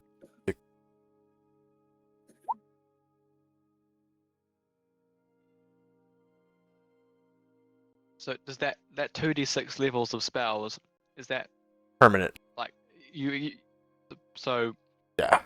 do you get those charges back, or does it always have that many spells in it? That adds 4 spell slots, or 4 levels of spell slots to the slots you can memorize. Like, while you're using the stone. Wow. Yeah. So every day you can memorize that many more. Slots. So, I mean, levels. So, like, Yeah. at level 1, that means I can have up to, I mean, unless I take mage, which, or not mage, but a specialist. But if you're a mage, you only get 1 slot per day. But with that stone, I could have 5. But it's just level 1 spells, so it's like, still, I'm gonna be, during the dungeon, after 5 spells, I'm done. Like, because I can never be proficient with any weapon. Wow. So I'm always gonna have -5 to hit, no matter what weapon I use. You can't use a dagger or a sling or a Nope. dart. I can never be proficient with a weapon. That's the drawback of one of the main Warlock or drawbacks witch. of Warlock or Witch Warlock, yeah.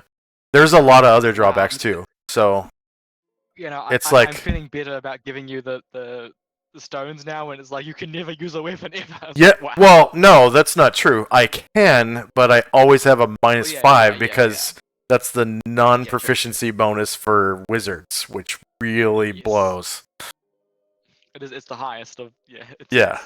It's Because brutal. their Thaco goes down like every 5 levels. So to have the Thaco of a level 1 wizard, I have to get to level 25.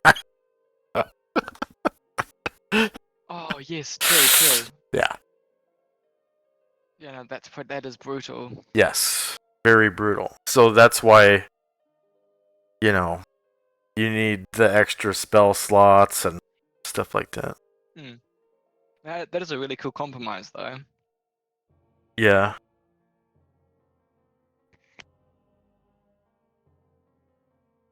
But it's not just Unistones. Like, there's other things that you can, kind of mix and match. Because you have a lot of options. It's table... Oh yeah, heaps.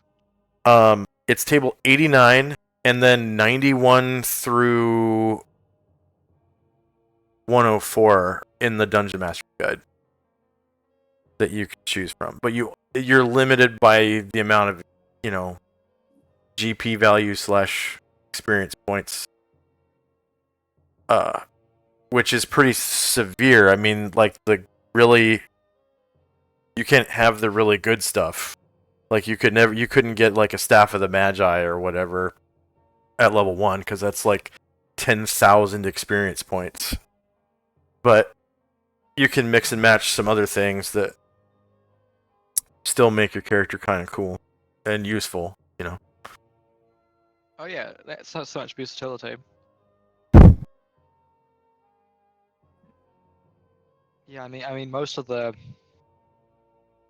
Yeah, looking over it more, like most of the rings are 1,000 or Yeah, yep. 3,000. So it's like you're really trading some big things around for the sacrifice of having magic items at level 1. Some of the rings are, I mean, you could do Ring of Wishes. Well, GM Fiat, Yeah. GM could just say no, you can't have the Ring of 3 Wishes.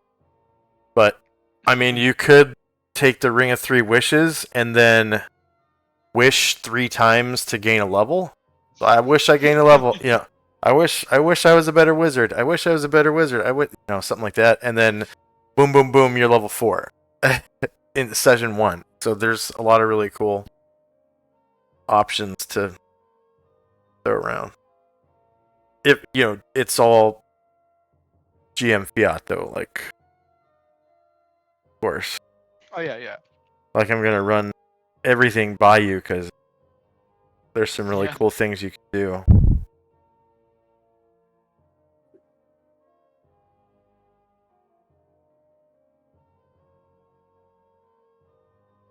I think I am gonna. Thing about Eun stones though is the enemy can like specifically target them because they're just a little rock that orbits your Yeah. head like a moon, and the enemy can specifically roll called shots to hit your Eun stones and break them. So it's it's really dangerous.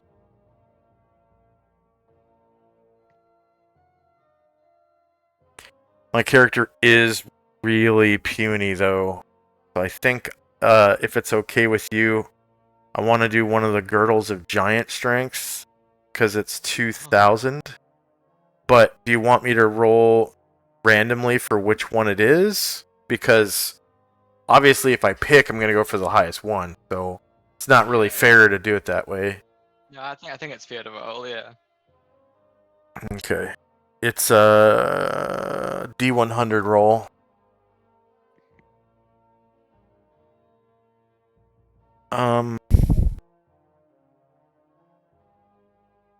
Yeah, it's 2,000 for the girdles of giant strength.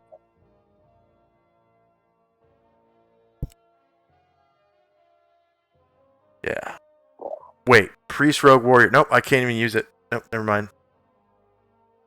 Wizards can't use it. Girdle of giant strength Oh. unless they're That makes multi-class. sense, I suppose. Yeah.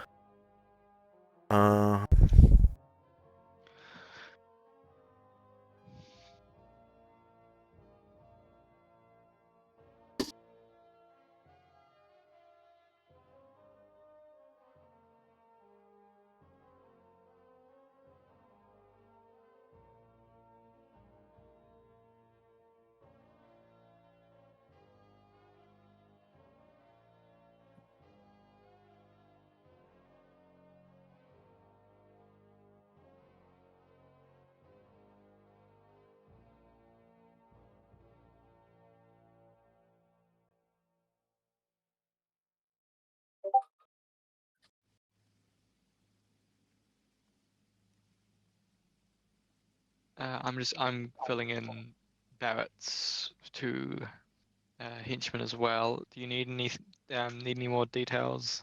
Kane, are you good? No, thankfully it filled in all the saves and damage, so feeling pretty That's good. nice. I'm gonna roll 2d10 and see what he gets. You got 2 and a 10. Pretty good. Well, 2 isn't. 10 is better. Yeah, I definitely made my lower HP guy the archer. I was thinking the same thing. Yeah, wow, that's like, I mean, that's half of a PC wizard. That's like, please don't ever trip or suffer any scratch. Yeah, I mean, any trap, that's like, yeah, it's not likely to survive that. Yeah, Mataz, did you want me to deduct the 20 gold then for Am I paying for them Yes, right now? Thank you. Yeah, yeah. Okay.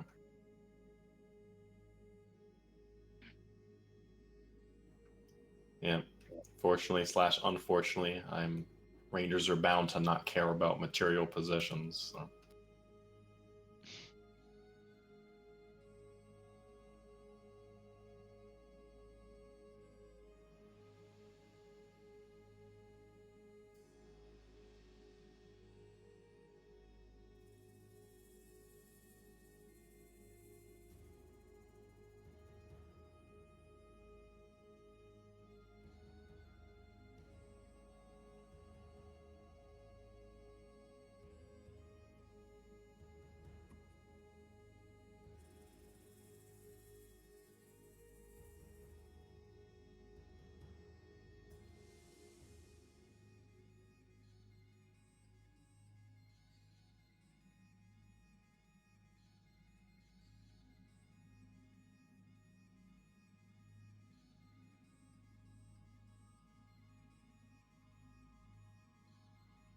Okay.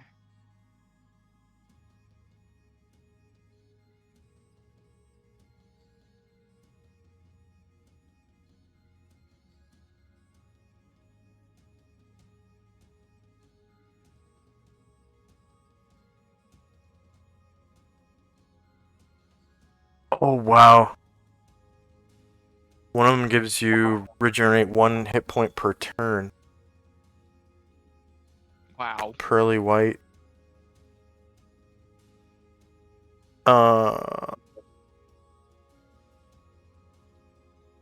Yeah, is it okay if I take that one? Pearly white spindle regenerates 1 HP per turn. Okay. Yeah, yeah.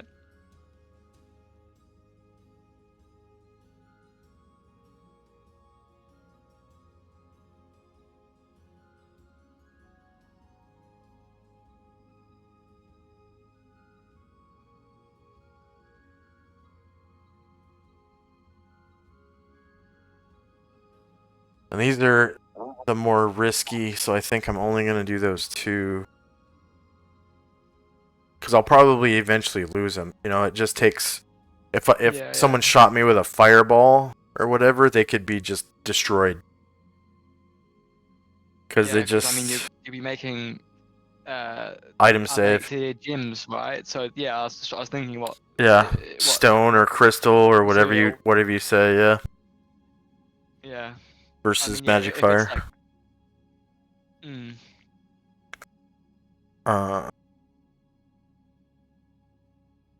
Yeah.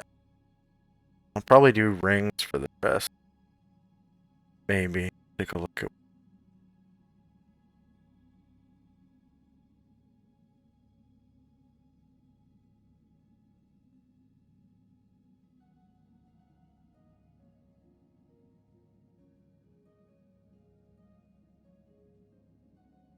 Texture out.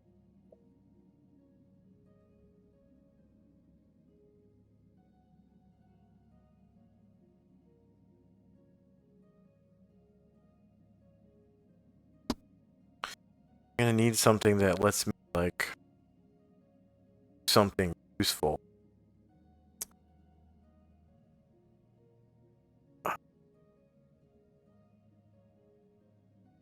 So I'm not... Because I can... I mean, I'm never gonna make an attack. It's like... no. Yeah. I'm never gonna be able to hit anything unless I roll a natural 20, pretty much.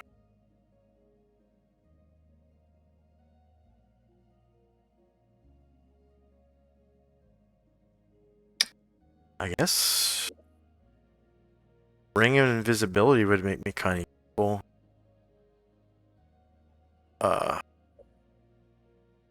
10% says 10% of these rings have inaudibility as well, which I don't know what exactly that means.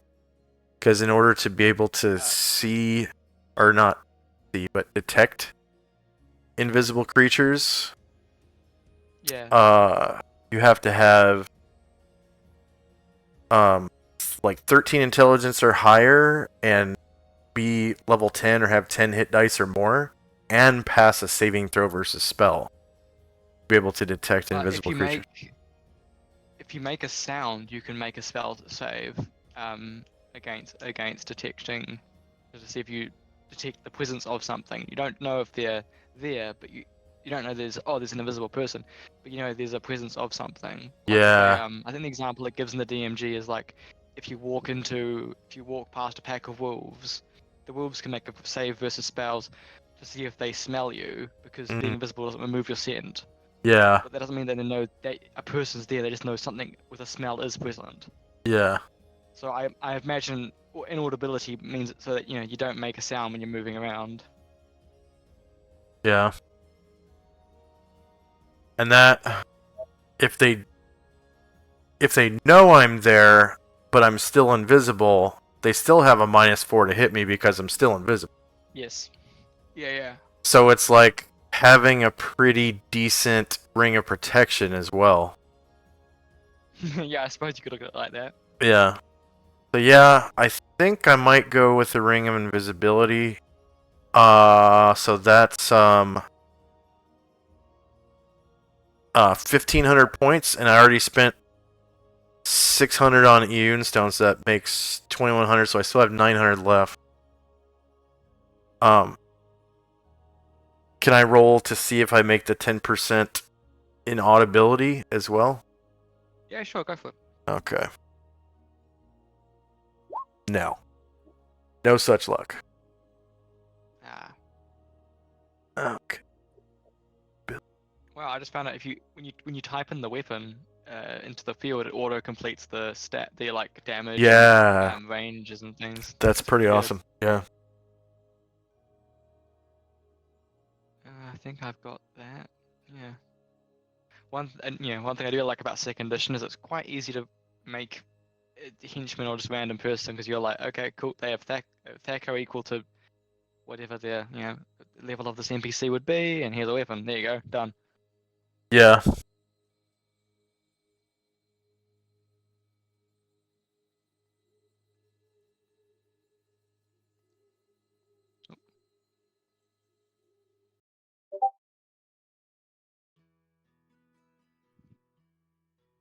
I know that Skylar's computer's still on because the ping keeps on going through his mic. Right. Oh yeah. Next time I need to tell him mute the DJ bot because it keeps on going through.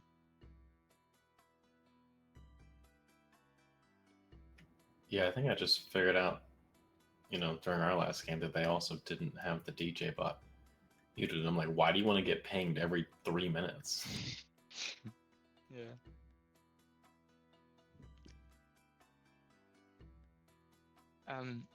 So you filled out all the details for your two henchmen? Like you said, it's pretty quick and painless. Yeah. Yeah, it's nice. Oh no, I'm going to roll for personality traits. That's what I should do. Oh.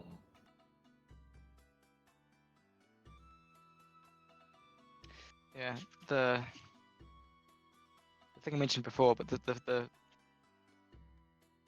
second edition NPC like traits table-y thing is less detailed than the first edition one, but it is so much quicker and is like doesn't give you like half a dozen traits on different aspects. So it's like it's less detailed, but it also takes so much less time. Where was it? The PHP.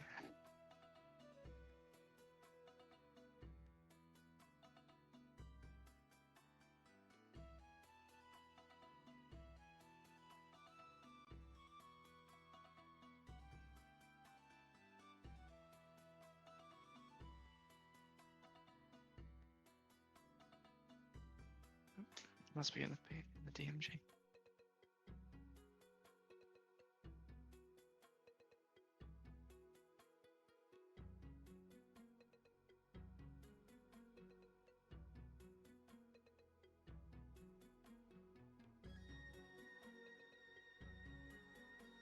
Ah, there it is. Okay, cool. So,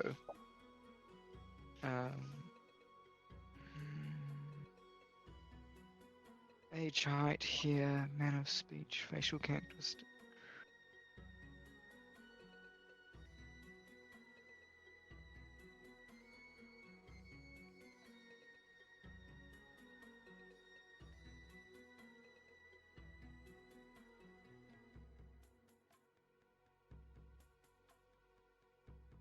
Okay.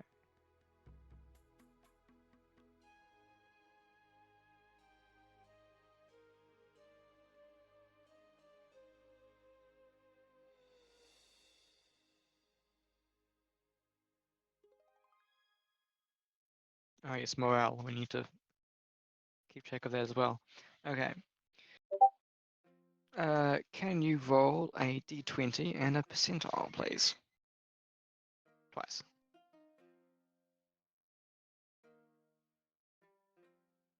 Curious if I can enter multiple commands.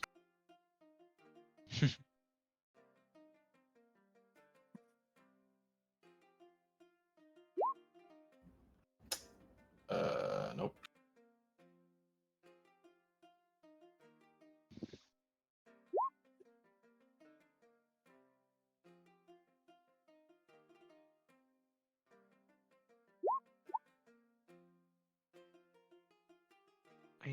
85 and 1. I think that I put a backslash after the 20. I think that might have killed it or Oh. something. Well, 13 and 85. So 13. Okay, that's the symbol.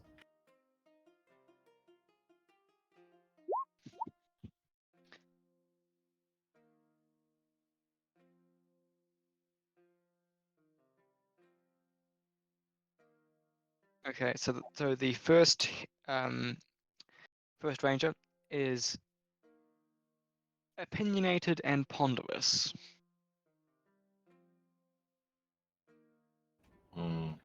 He was on the debate team in high school. Okay. Yeah. And second, 18 and 93, is suspicious and suspicious and barbaric. That was the one that you gave the that was suspicious of you, and then got very happy when he was offered money.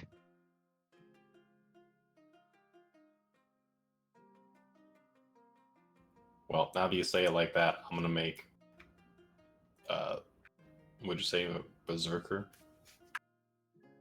Barbaric. You know, what were his two? Barbaric and what? Suspicious.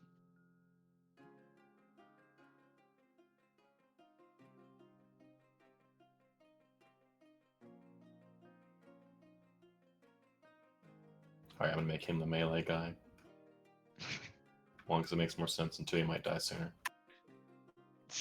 Yeah, I kind of think of him as being like a sort of ranger that, you know, he lives in the wilds and doesn't really care much for civilization. So he's quite happy to live with the druids in the middle of nowhere. Yeah. Yeah, Uh, I totally love how the Archdruid was like, these people are here because they want to be, not for material wealth, and then I paid 4 people. well, that's why he added, but you know, all men need to eat and drink. It's like they may be here because they, you know, they're rangers. They believe in good above all, helping others. But it's like, well, to help other people, I do kind of need to live and I need to eat. And they know how dangerous it is because they've heard that many people have died so far, so they want to get compensated. They need you know, hazard pay. Yeah, how much purview do I have over my own followers? I can just instruct them, but otherwise they're in your control. Oh no, they're under your control. They're your henchmen. But I can't like I can't dictate how they would speak. Yeah, no, you can dictate how they speak.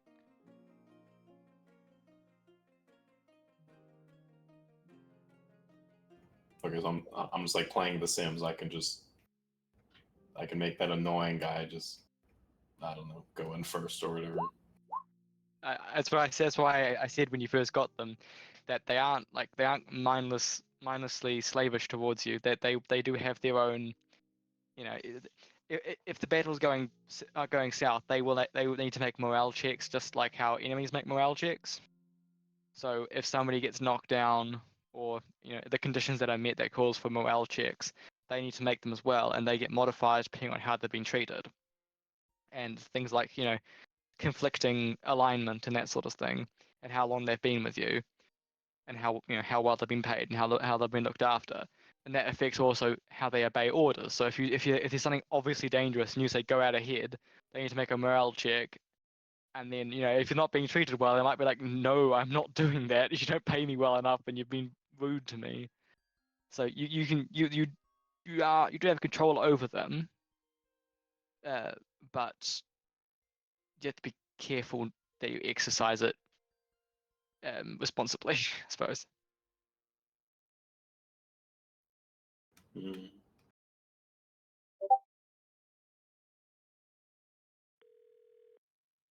Oh, not this again. Yeah, I heard it come up earlier too. Is Joe, is he the owner? Yeah. Is he there? This is a totally different song too. I don't. need to talk to him about Yeah, it just happens randomly.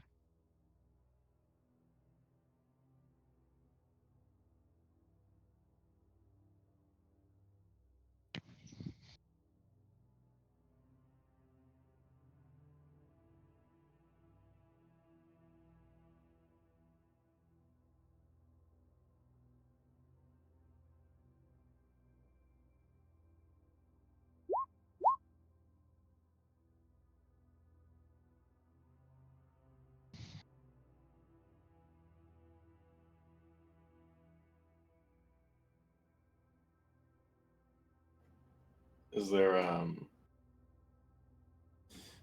there a section on how long they want, like how long followers want to stay with you? Like you have to kind of write that in the contract when you get them. Um,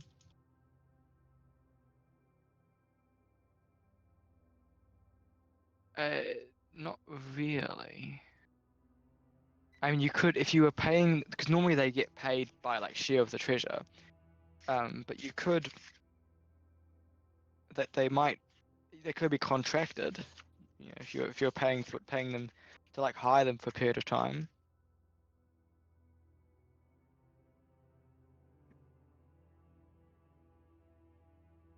Is there like a listed like average pay for a mercenary There or are whatever you?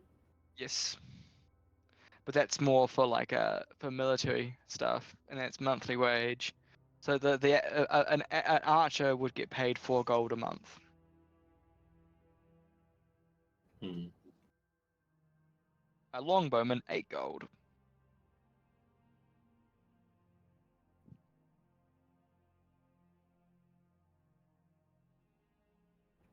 What about wizards? Oh, hiring a wizard. No, that's That'd be a henchman. something special. That'd be a henchman. Yeah. Anything with a class is a henchman. Yeah. That's As why I opposed said to a that. follower. Yes, because you have hirelings, which are just guys that carry your staff, and followers, which could very easily just be a guy with a guy with a spear or a guy with a bow, or there's some of the at higher levels classes get followers. Henchmen are basically additional player characters that you control.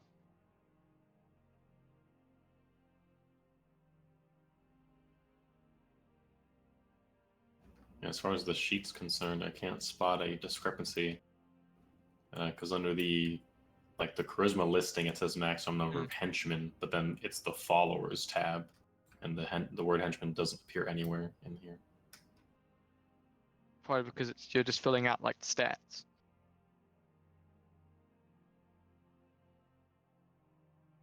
And that would be a 0th level fighter, because followers can become henchmen.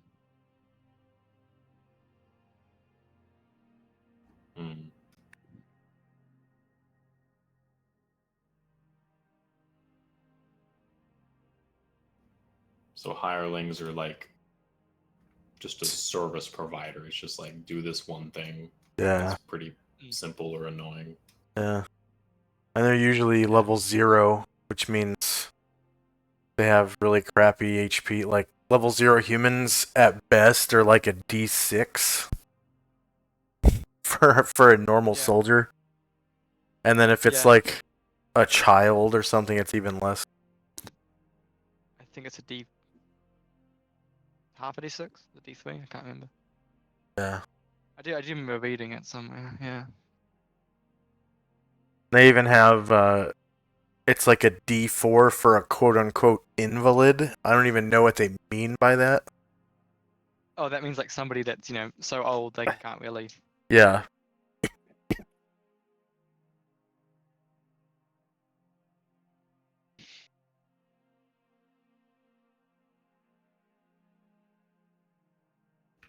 And you said before there's... Oh, sorry? That your alignments matching is important. It gives them a bonus to the morale, yeah. Do you want me to just tell you what page in the DMG it is? And you can have a... have I seen the DMG page? Yeah, I was about to say I don't think so. I think we just have the PHP. Okay, I will pop it into that Google Drive where I put the Units and Mastermind stuff.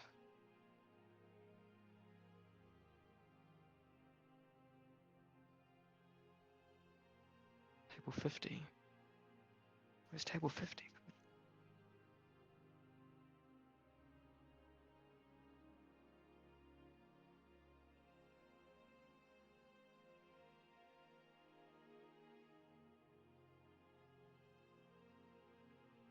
Table 50 in the DMG?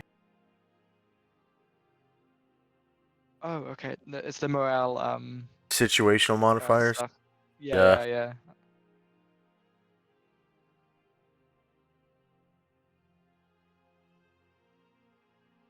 Okay, cool.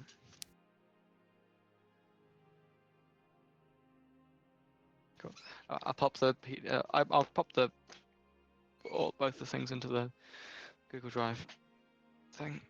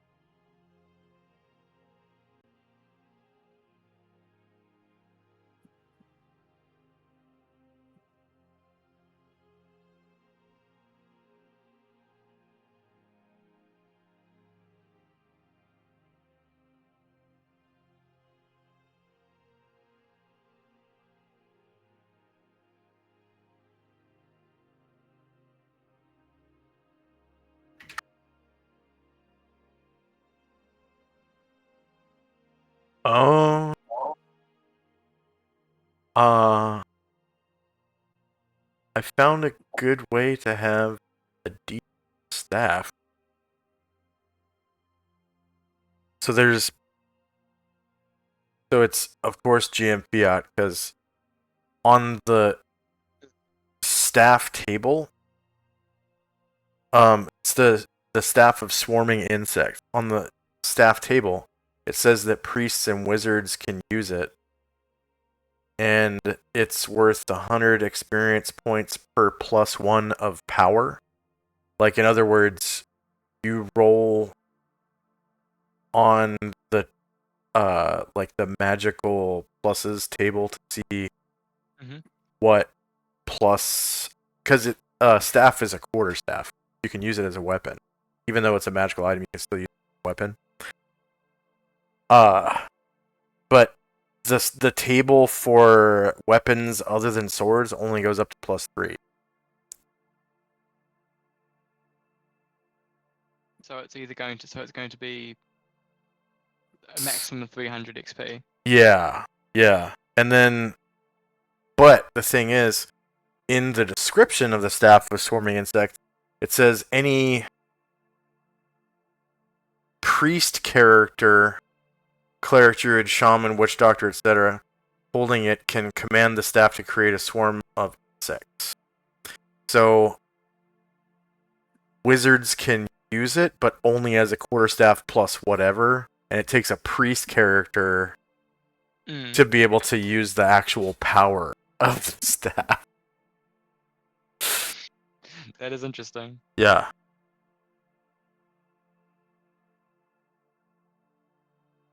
But yeah, with your permission, would it be alright if I roll the pluses? Because I still have 900 Yeah, you XP can to do go. Okay.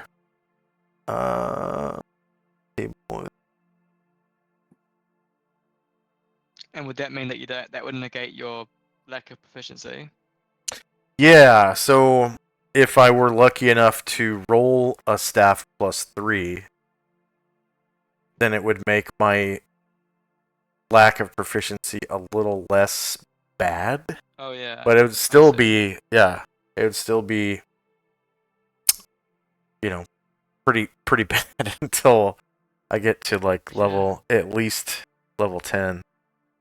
If I was lucky enough to have rolled plus 3, which is like you have to roll a 20 for it, I think, for it plus 3.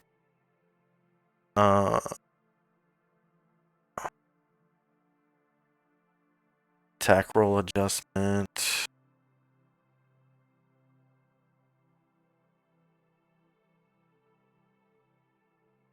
Yeah. For swords has their own column, and then other weapons, it only goes up to plus 3.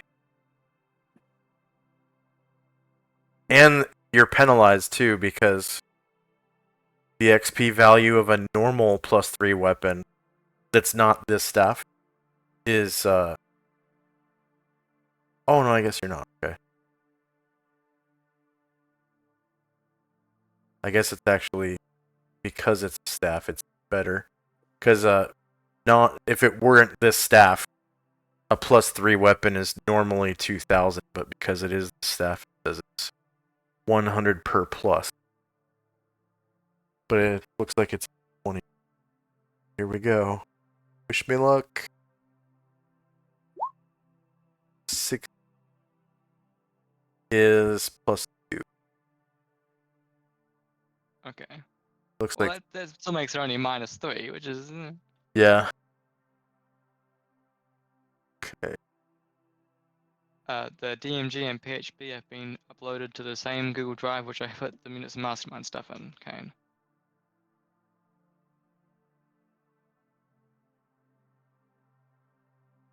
Okay.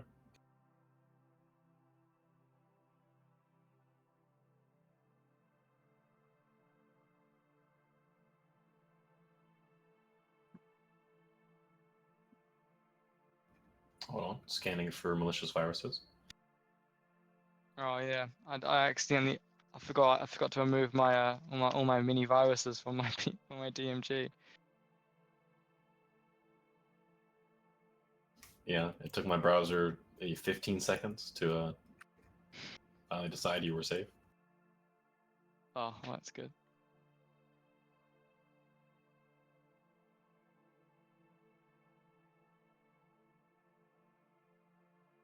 Think, what is going on with that wizard, dude? He's stretched. He's like a tentacle monster or something.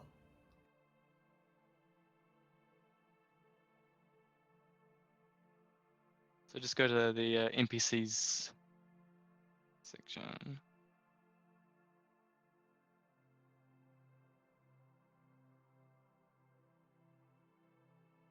I did, and now there's a alligator peeking at me through under the water. I'm scared. What was it even supposed to see a picture of? Just, what's its purpose? What is the purpose of this image? I'm gonna find this alligator. I think I know which one you're talking about. Yeah, page 104. Yeah. Yeah, I know which one. Yeah, there. He's just like there.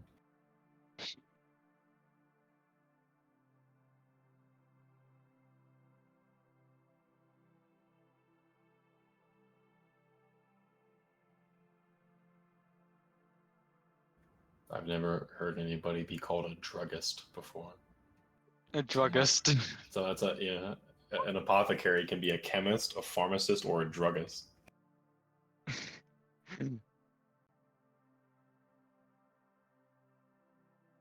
Oh yeah, and my strength is super bad, so I have a -2 to hit from strength too. Oh dear. Yeah. So it looks like I have to put in, even though I did check the box for non-proficient, it's not, it didn't give me the -5 to hit, so I have to manually put that in. Mm.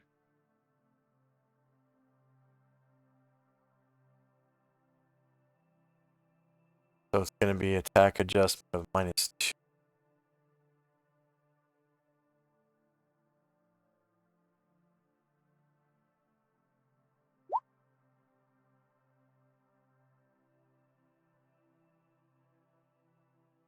Oh my god, AC 22. Because I have a -4 even after. Whoops. Oh yeah. I'm going to be -3. I rolled a plus that. Okay.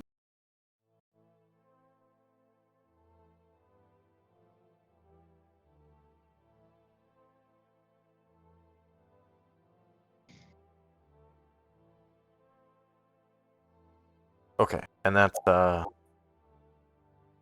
200, so I still have 700 left.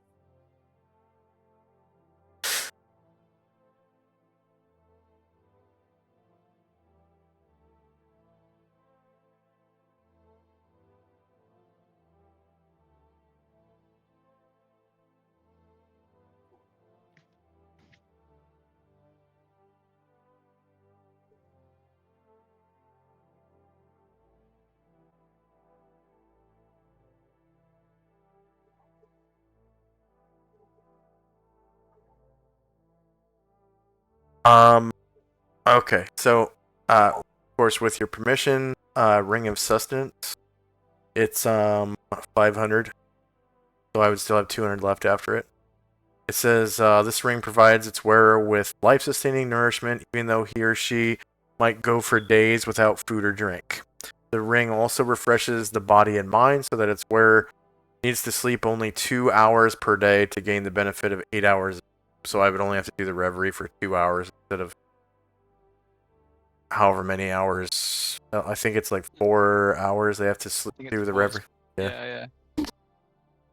And then the ring must be worn for a full week in order to function properly. If it is removed, the wearer immediately loses its benefit and must wear it for another week to reattune it to himself. After functioning for any period of 7 consecutive days, a ring of sustenance will cease to function for a week while it replenishes itself. So it's, you put it on, Okay. and then a week later, for 1 week, you don't have to eat or drink anything, and you only have to sleep 2 hours a day. And then you have to wait a week for it to recharge. yeah. Okay, that's pretty good. So if you had 2 of them and you timed it right, one on each hand, yeah. I've actually had players did that before. They had 2 rings of sustenance, and when they put one on, and it would take a week to attune, and then a week after that, once it attuned, they'd put the other one on. So while one was functioning, the other one was attuning. And then at the end, it was a constant cycle of functioning and recharging between the 2 rings. That's really cool. Yeah.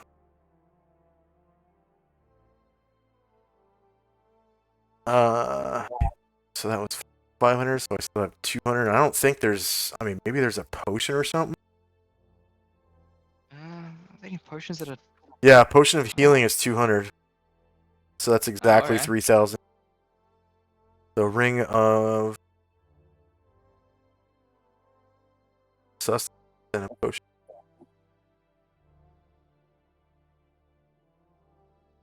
Okay.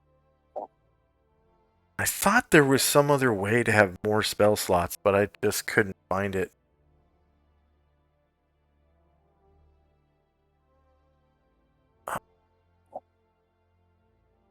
The ring of ring of-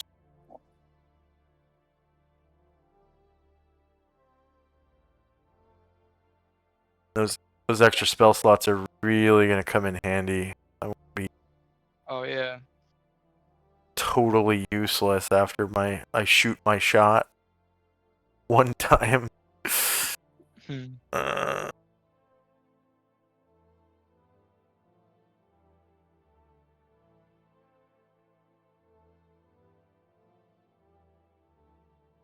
Okay. Could I have a handout for this character's book? Oh yes, of course. Mm, Village of Avdale. Alright, I finished making the. Oh, Oh dear. almost max spells. I only have a 60% to learn spells though, so it's gonna be rough. I think that's even lower than the last guy, or was it the same? I think it might be the I think same. that might be the same actually. Yeah. Yeah. Hopefully this guy doesn't get murdered right off the bat with that, because he's got the Yeah, ring. I hope not. Got the ring, and I'm gonna try to learn armor with this guy too. So with a AC of 6 and invisibility with a -4 to hit me, it would be an effective armor class 0, essentially. Ooh. Yeah, Yes. because I don't have a dexterity to speak of. My dex is 8. And I started with a base of 7. That's with the +1 from the race. I got dex. Oh So dear. this character's pretty pathetic. And I can only carry 10 pounds worth of stuff. Oh dear. Yeah, Oh dear. without being encumbered. So I'm probably going to have like a backpack, my book, and like food, and that's it. Food and water. I'm not going to be able to carry anything else, really. And like eventually my spell books are going to encumber me. So that's going to be yes, fun to roleplay that. Like I'm going to be like walking around Just kept walking around. the dungeon with like a lumpy backpack. And I'm like hunched over, and I'll be like, but I'll be able to, shoot a bunch of spells, I guess. Yeah. You have a hireling, which is literally just like this is my Yeah, librarian. He carry got my- books for me. My librarian. Yeah, he's just got this like mobile shelf thing on his back. He doesn't have like the stereotypical hireling massive sack. He has Yeah. a bookshelf strapped to his back. Yeah. I'll be right back. I gotta use the restroom. Right back. Okay, cool. I accidentally exited Roll20, so now I have to wait for it to load again. One day I'll get a new computer, and then I'll actually be able to load. Imagine being able to load web pages within like an hour. I know, couldn't be me. Just imagine all the animated backdrops, dynamic know. lighting. I was like, man, this is about 5 steps ahead of my little circles I make on a grid.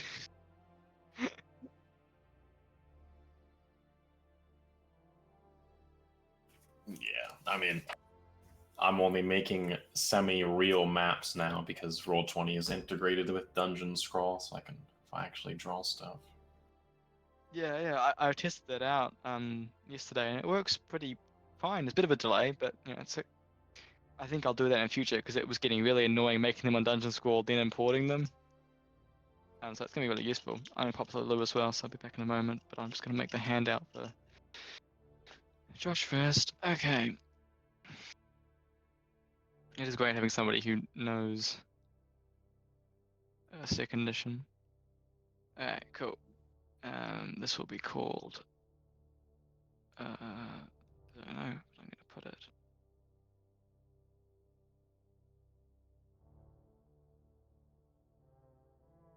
Alright. What would you like me to call this new handout? Oh, I can rename it once I come up with something. Oh, okay, cool. There you go. I actually have a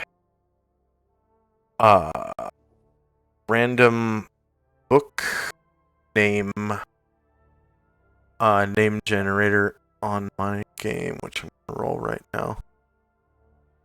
The Illustrious Primer of Occult Potential by Ecthelion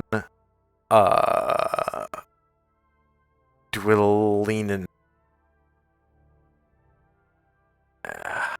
Excellion is a great elf wizard name. Yeah. Oh, Ecthelion. Yeah. Does he have a lisp? Oh yeah, what's the Grey Elf homeland? Does Rhaenyra have? I think we agreed that the Grey Elves live close by to the High Elves, but they are more secluded. So they live up north, but not as far north, and they have their own little like area of the mountains that they've kind of it's their little domain, and they keep to themselves. Have you given it a name, or did Rhaenyra? No, I haven't. Okay. Maybe I can give it a name. Yeah, I was about to say I just have Dorelia down. I thought it was Dorelia. the greater region. Yeah. Could you do me a solid and paste it in chat? Yeah. Please, sir. Please, sir.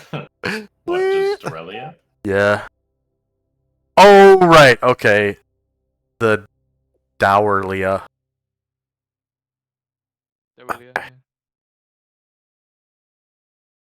I'm gonna pop the little bit back in a moment.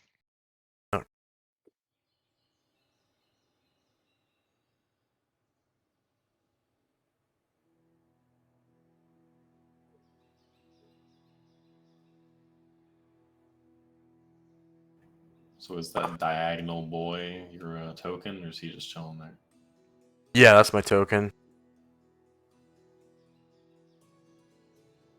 Yeah, I make the tokens diagonal like that because the on Jumpgate, for some reason they put the front of the token on the diagonal this time. I don't really know why.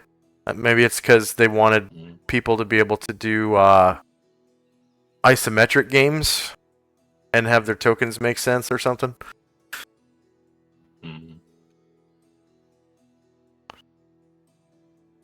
But yeah, when you click on your token, that little ball, the blue circle.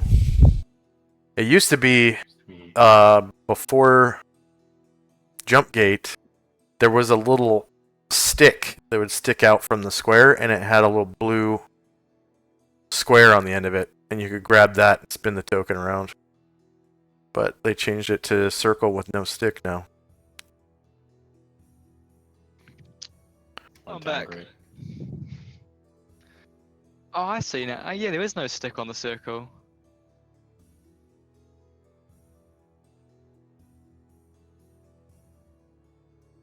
But I really like the changes to Jumpgate.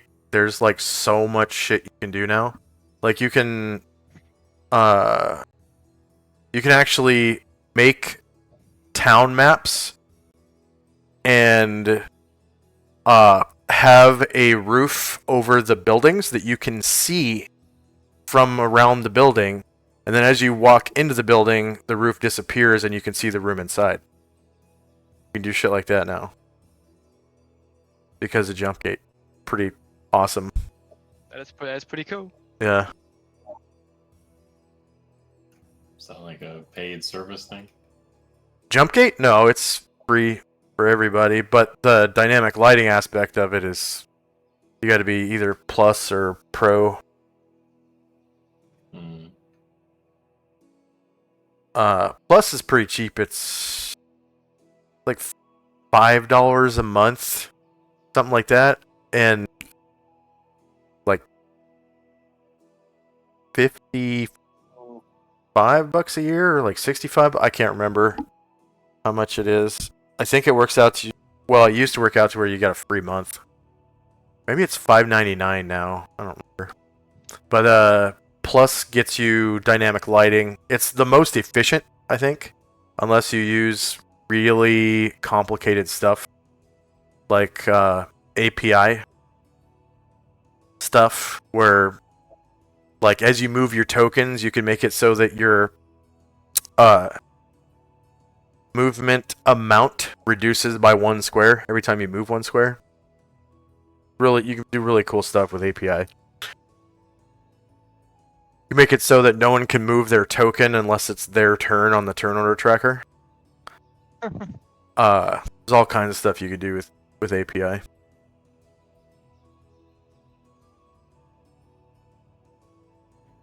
Yeah, the only use I've seen of dynamic lighting is like, sort of fog of war vision stuff. Does it have another functional purpose?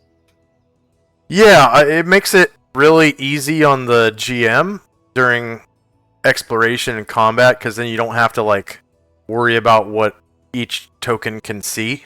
You just set it up and it does it automatically for you. You can concentrate on other things, like what the monsters are doing and stuff like that. Traps, Yeah, I have had that problem before where I had some orcs that had heard the sound of combat and were moving towards them, and because they were going down a corridor that that the players had already uncovered, if I re-hit it, then it's obvious that I'm hiding it because something's there. And if I move the orcs through it, then they're going to notice that there's orcs moving behind them. So Yeah, it's like, I can see how it could be useful. yeah, And I suppose it does add to the air that you can only see as far as your torchlight is. It's not like, yeah. right, yeah, or I your can see that it- infravision, yeah, Yeah. You can only see as far as your characters would be able to see. That it can definitely adds to the atmosphere. right, yeah, it definitely does. Now, is that personalized? Like, does it only display, on the monitor of the player what only their token can see, or is it like share their vision party wide? Client side. You can set it up so that it's shared party wide if you want, but it's and then if you don't do that, the GM can click on any token and hit Control L and see through that individual token's eyes. And I think players can do that too in the case where they control more than one token. Then it's kind of important to know what individual tokens can see. For like spell casting purposes, obviously, and missile attacks, stuff like that. Because you can't shoot around corners, No. But it is possible to make it so that all the vision for the whole party is shared by the whole party. But you have to give each party member, I think it's edit permission on each of the tokens. Which, so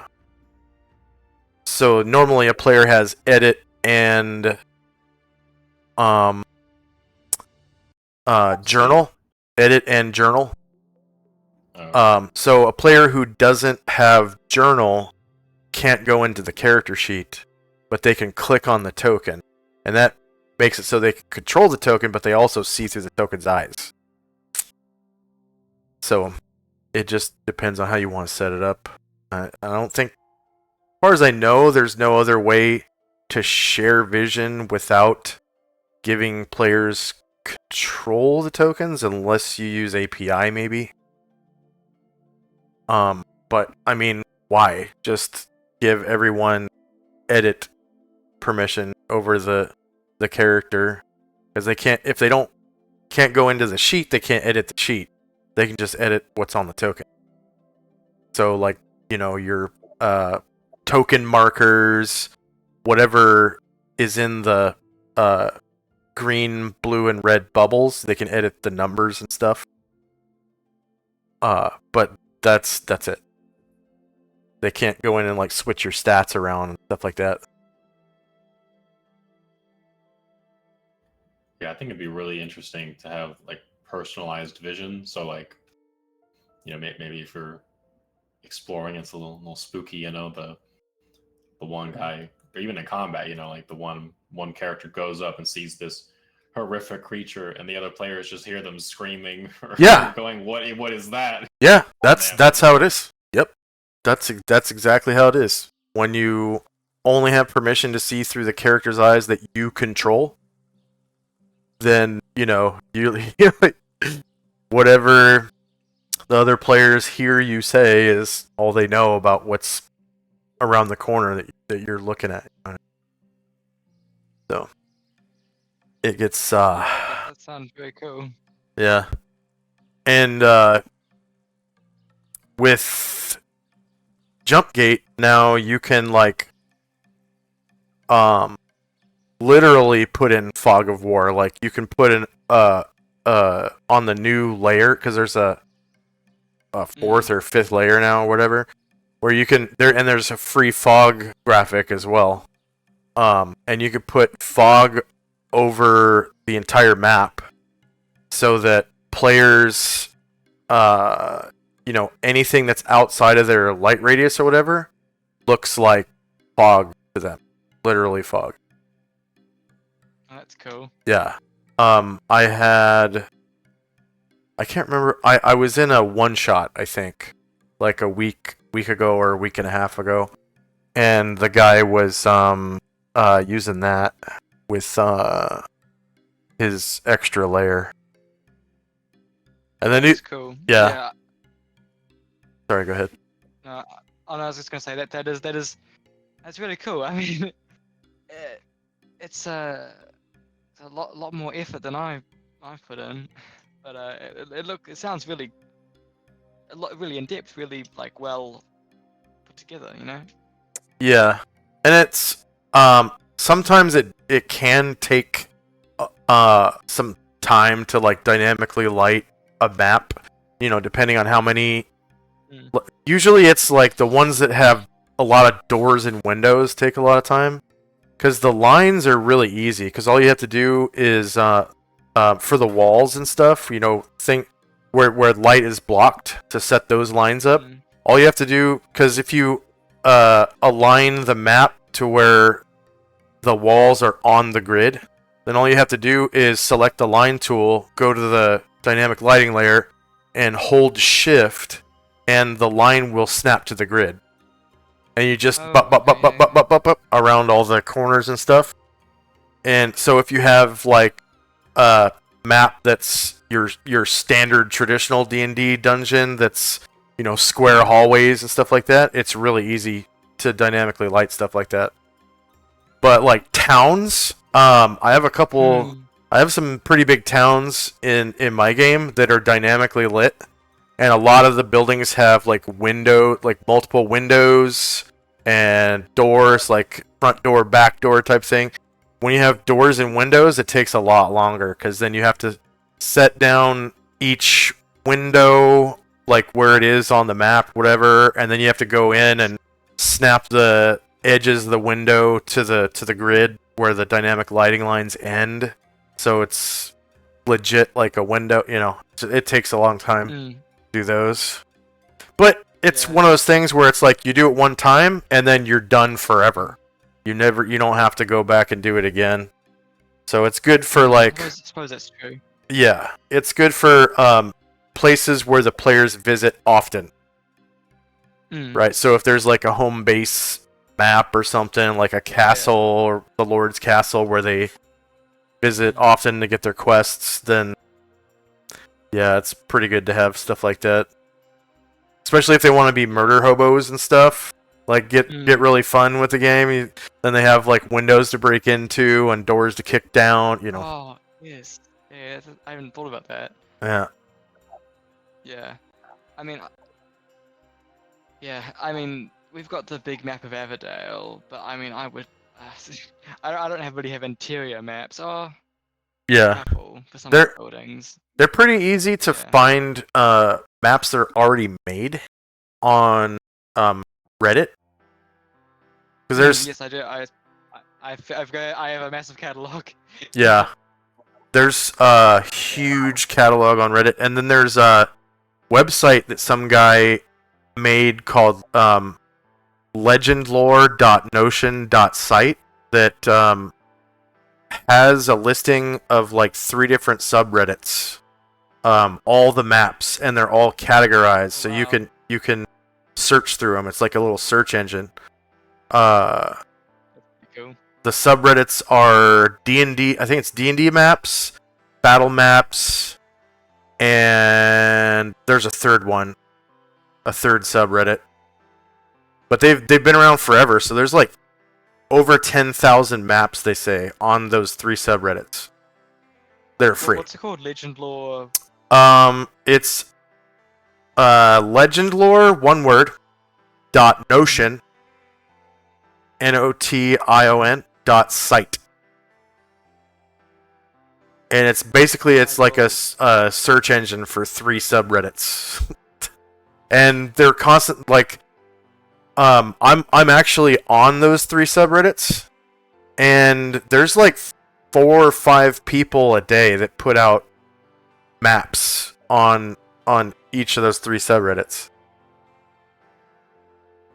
Wow. I get notifications on my phone, and I like take a look at each one to see if it's like useful or not to me. And there's a lot of them that are really good. I mean, the art is just beautiful, and most of them you can align to grid fairly easily, because like a lot of the floors have like square tiles and stuff that makes it easy to align the map to the grid. Mm. I might have to go through this week and just check over, because I used to use a lot more maps. I mean, before this and before our other game, we did a big Cyberpunk 2020 campaign. And that I had massive folders and folders of streets, alleyways, Yeah. buildings, and so whenever, and like train stations, and then different areas around Night City, different roads, Yeah. and then different buildings, and that was pretty. I kind of had that. I had it all organized, but I haven't really done as much for this campaign. Because I mean, the dungeon maps are, I've made all the dungeon maps. But besides Averdale, which basically is just the village of Homlet, but I've changed a couple of things. Oh, okay. I haven't really got as many like backgrounds, so I probably should do that. I need to do that. Yeah, some of the fantasy maps on there are gorgeous. And there's pretty big like decent sized dungeons, like big and small, depending on what you're looking for. Mhm. Like if you Yeah. typed in the search engine to find pyramid dungeons, there'll be like 20 different options, Yeah. from like different artists. Yeah.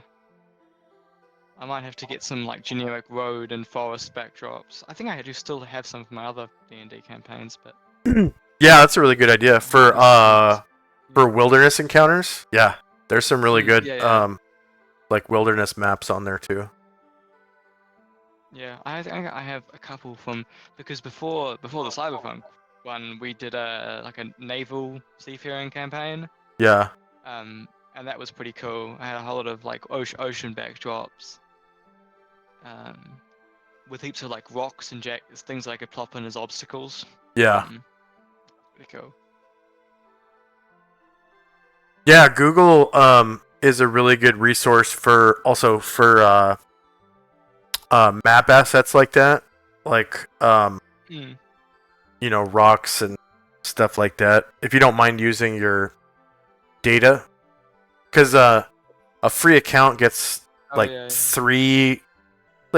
2 or 3 gigs of free data space, and Yeah, I had to delete a whole lot of my images because I had too many.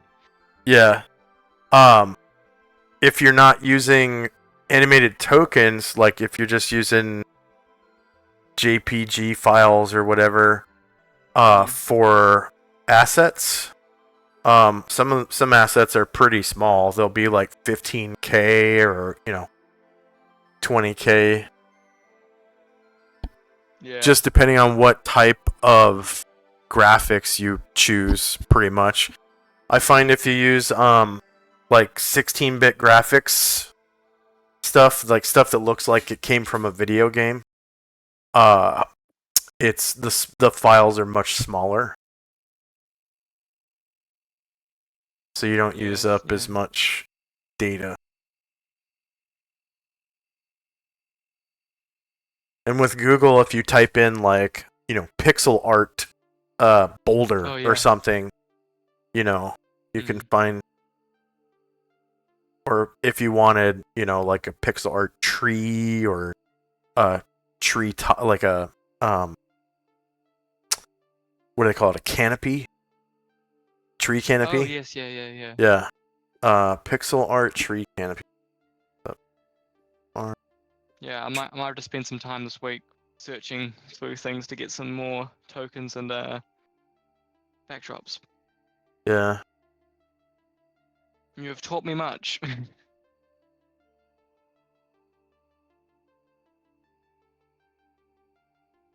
There's also token packs, which is a big shortcut, but costs money. Yeah. I'm good with just getting my circle, my little circles with either image in the center or letter. Yeah. I pretty much only use token packs if I can't find something on Google. Like if my search is exhausted. Like I was looking for like map assets for like Japanese houses and stuff. And I could only find like whole maps. Like I couldn't find like just little modular house maps that I could so I could build my own little villages and stuff. Like it just didn't exist on Google. And I didn't want to use the European looking ones because they have like beds and stuff, and it's like no. Or like tables with actual chairs like on on the asset, and I'm like, no, I don't want to have to cover that up with something. I just want something I can slap down and put some modest Japanese looking furniture in there, because it's like Edo period stuff that I was looking for. So the beds are like a mat with a cylinder shaped pillow, and that's it. Like that's all that's in the bedroom, So I think back then they had like wardrobes for they didn't have dressers, they had wardrobes for their. So wardrobes are easy to find. So if you have like a bare bones room, you put a little like rug asset down or whatever and a wardrobe, and you're done. So I bought a Japanese building map asset pack because I couldn't find bare bones Japanese buildings, and then I just used wardrobes and little mats for beds and built whole villages. Yeah. Yeah, nah, that's pretty cool. And that would definitely add to the immersion. Yeah. Yep. Yeah, especially if you're going for a very specific style like that. Yeah, I never really. I know a lot of people are like they look for a specific style, and I found that I mean, unless you want to fork out a bunch of money to use only the artwork of this one artist, you're kind of yeah. So I was like, I'm just gonna, cause I ran a 2 year or 2.5 years real life story arc in fantasy East Asia area. Oh wow. And I found that if I wanted like, you know, X style, I was kind of screwed because I had to draw from a bunch of different stuff. So I just kind of used whatever kind of fit together, but from different styles. Like the character token styles weren't from the same artist as like the maps, you know. Yeah. So That's why I do the little circle with an image in the center, because then I can sort of keep it a similar style. oh yeah, I see what you Using mean. similar colors. Right. Yeah. Yeah. They're not all acronyms, obviously, but like I'll just pop my orc token onto the thing so you can. My orc and orc leader. Where's that? There's orc chief and orc. It's like they're literally just cutouts of an image, put on Yeah. a disc. Oh, same And then image. yeah, and then it's kind of similar. That was from a different campaign. Yeah. That's tribesman, and then their leader. So like it's similar-ish colors, but they're totally different images. But it's like Yeah. there's the priestess and there's their tribesman. Yeah. But it's just like a similar theme. That's how I try and keep it coherent. Right. And I did that for the cyberpunk stuff. Well, for the cyberpunk one, I made sure everything was black and white. I had like a running style of keeping everybody a black and white image with a colored disc around the outside. Oh, okay. The tokens are. Yeah. That's cool. And then we have Arasaka security guard. I recently played Cyberpunk Red game.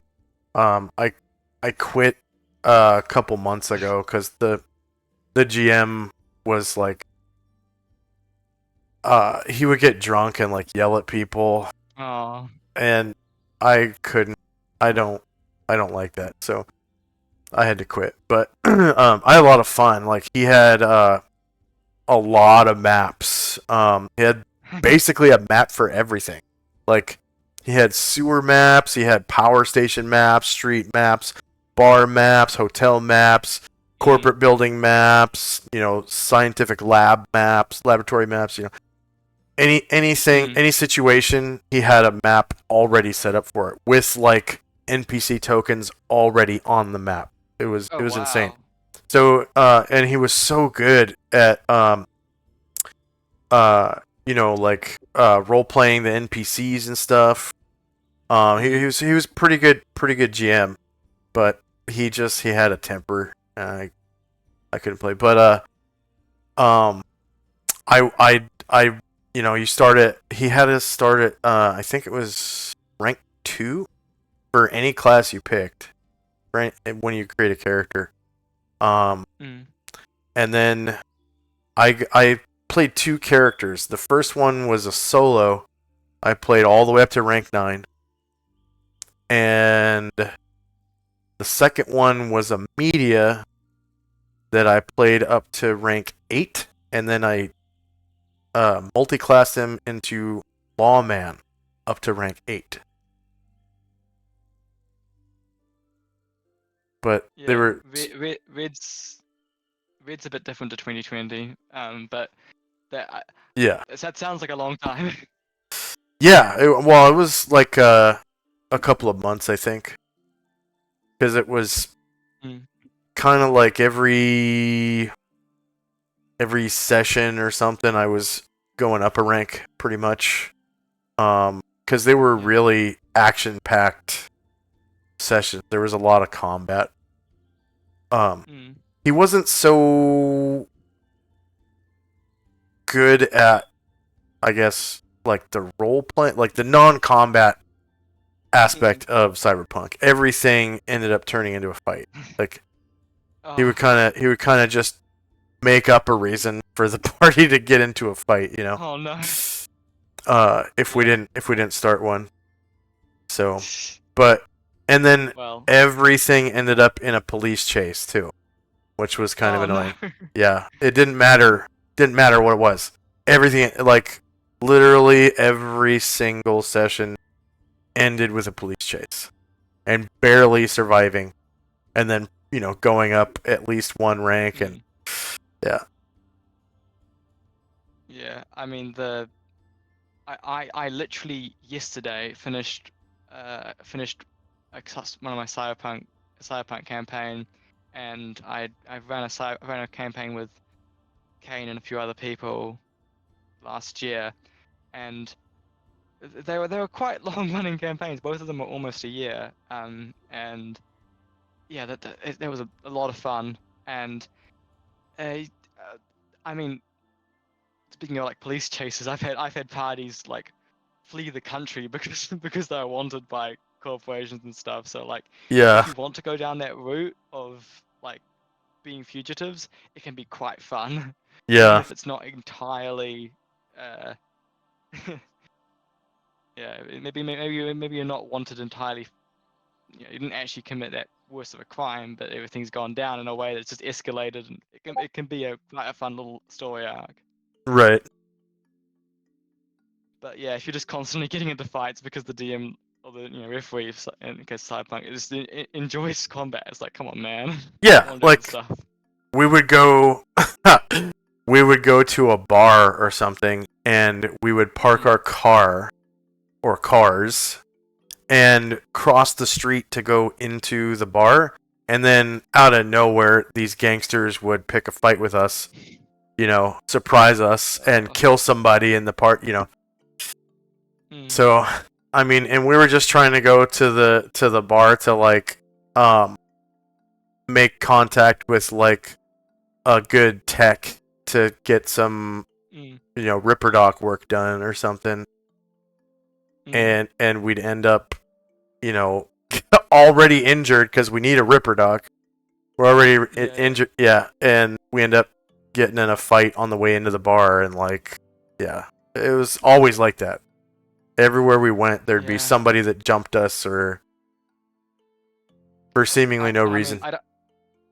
That's really annoying. I mean, I don't really know much about. Oh, I know a little bit, not lots, about Cyberpunk Red, but like 2020 is hyper lethal. Yeah. If I was getting into fights constantly, I'd be a little bit mad with the GM. I'd be like, oh, I'm losing a character every 2 months. This is right. Yeah, Red's the same way. and it's not I played 2020 as well, a long time ago, but yeah. Cool. Yeah. No, I love 2020. It is by no means a perfect system. It's not a perfect game.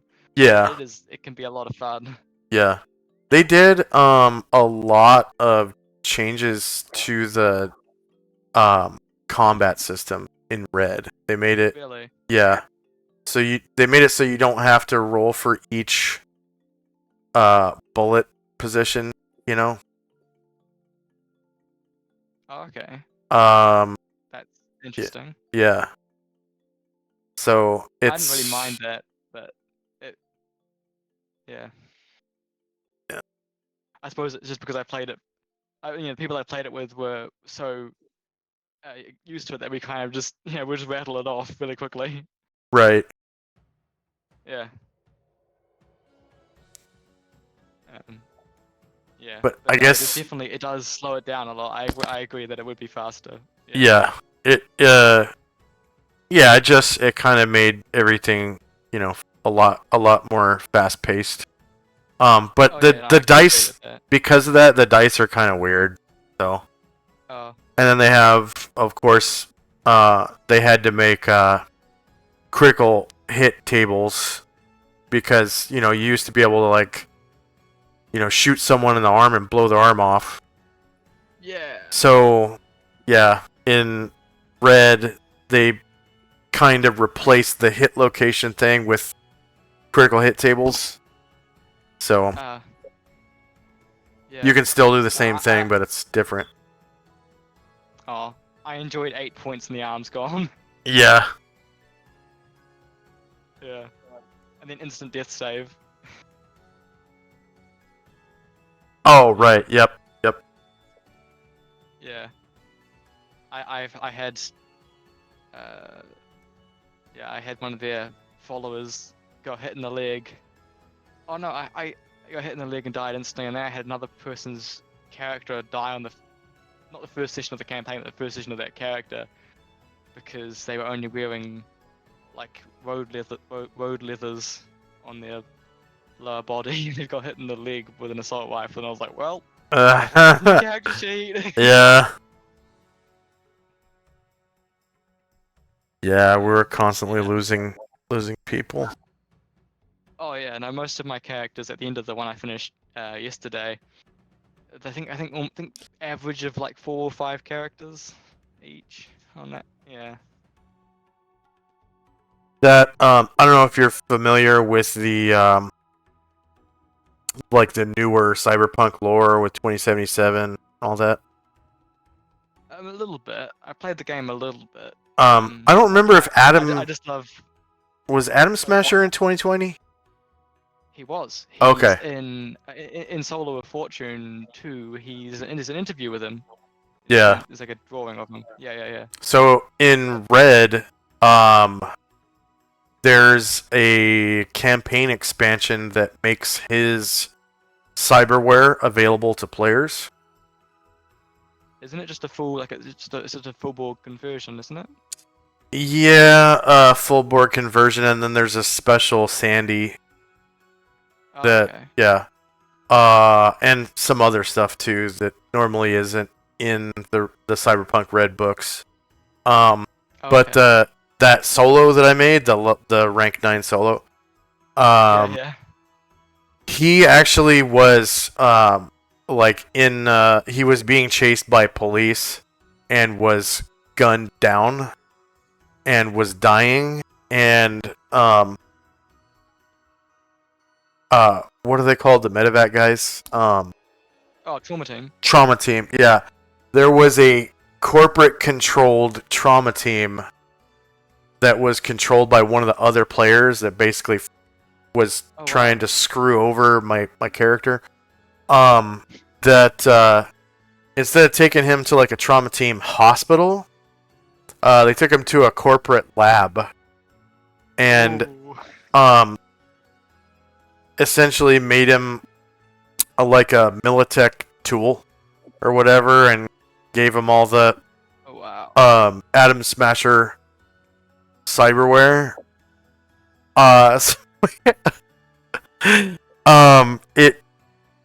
It essentially made it so that he had to make concentration checks to not be turned into a non-player character for a time whenever he would go against corporate, policy or whatever. For I think it was Militech, but I'm not sure. Yeah. Because the GM didn't want my character to know, so he didn't really go into specifics.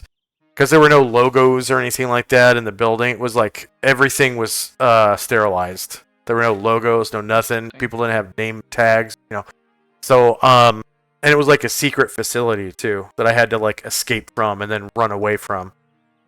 So, he ended up having all of his cyberware removed, and then it was replaced with essentially the entire Admin Smasher set of Borgware, and and because he escaped from the lab, the corporation was using the police to try to find him. So the police were chasing him, like trying to track him down and capture him, and not like everything the police could possibly throw at him was getting destroyed. So eventually the police stopped chasing him. It was that bad. And then they started. There was some I can't remember the name of the corporation, but there's It's not Militech. That's something else that's like above and beyond police.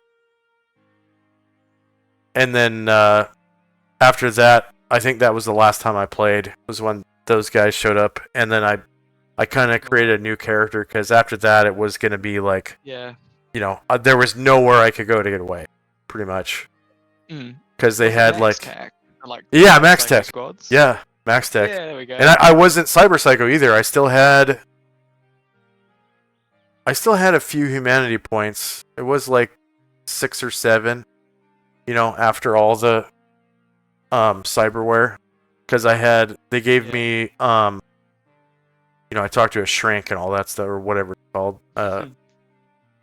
counseling or therapy or whatever, to get your humanity back or whatever, minus the minimums.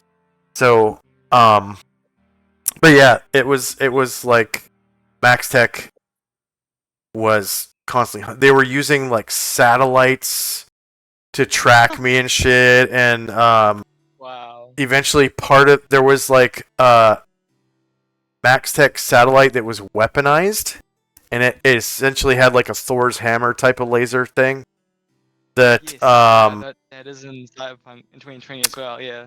yeah, and it just... I forget which district I was in. I think it might have been... I was in part of the combat zone or something, and they just tried to nuke me from orbit with this, you know, Thor's hammer Wow. space laser, Yeah. and it destroyed an entire neighborhood. Like, it was on the news and everything.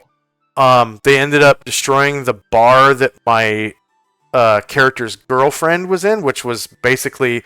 That was my main objective for the character, was to find my girlfriend, because she went cyber psycho, and I was supposed to try to like somehow try to reverse her cyber psychosis.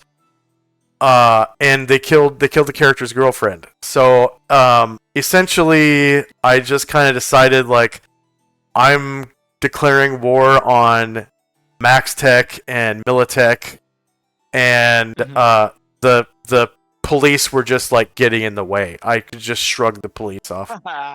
And That's awesome. yeah, and without being actually cyber psycho was the thing.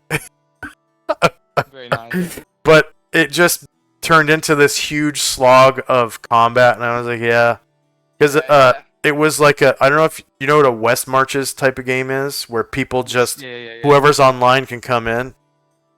So I stopped playing the character because the story kind of made him like the main character at that point. So I was like, yeah, I'm gonna start this new media character and kind of retire him. So, but that media character was a lot of fun. Yeah. He started off as a media and also became a lawman that was undercover as a media. That's cool. And fought police corruption. That's cool. I like this guy. Yeah. Yeah, I had we had a media character died, and next character was a media who, because the guys at this point had like a 9 and a 10 rep, the media was like a fanboy who would track them down and was like, hey, I'm big fans. Can I follow you around and like report your stories? And like, and one of them was absolutely just like hungry for fame. He was like, yes, you should follow me around, record all my gruesome deeds, and publish it on the net. I'm gonna be even more famous. And yeah. Like, what if he's like a spy for Militech? Don't care. Yeah, so he said like a fanboy that followed him around. It was because the guy was busy often, so he came when he was free. Yeah. And so he was kind of useful. He was cool to have. Before that, he played a netrunner who, whenever he wasn't available, we just said that he was working on his programs. So he would have like insanely powerful programs that he'd be like, I'd just like text him and be like, okay, you finished the level 9 anti-personnel program or whatever. What do you want to work on next? And he'd be like, oh, I've written up this one. Can I start doing this one? But yeah, sure. And then when he comes back in 3 weeks, he's like, okay, cool, your level 7 stealth program's done. And he's like, oh, cool. Yeah, it was a lot. It was a really fun game, but by the end of it, they were just so absurdly powerful. I just couldn't do. I say that, but one of them did die. One of them died in the last session. But we basically, we we all decided that we had finally they'd finally got Militech off their back after a very very long time, Yeah. and it was and basically everybody had died multiple times, and it was Hmm. like we can finally rest. So it was a really good point to finish. But Yeah. yeah. It is really fun. Cyberpunk's a lot of fun. I highly recommend it to anybody that hasn't played it. Yeah. That was with my original D&D group. We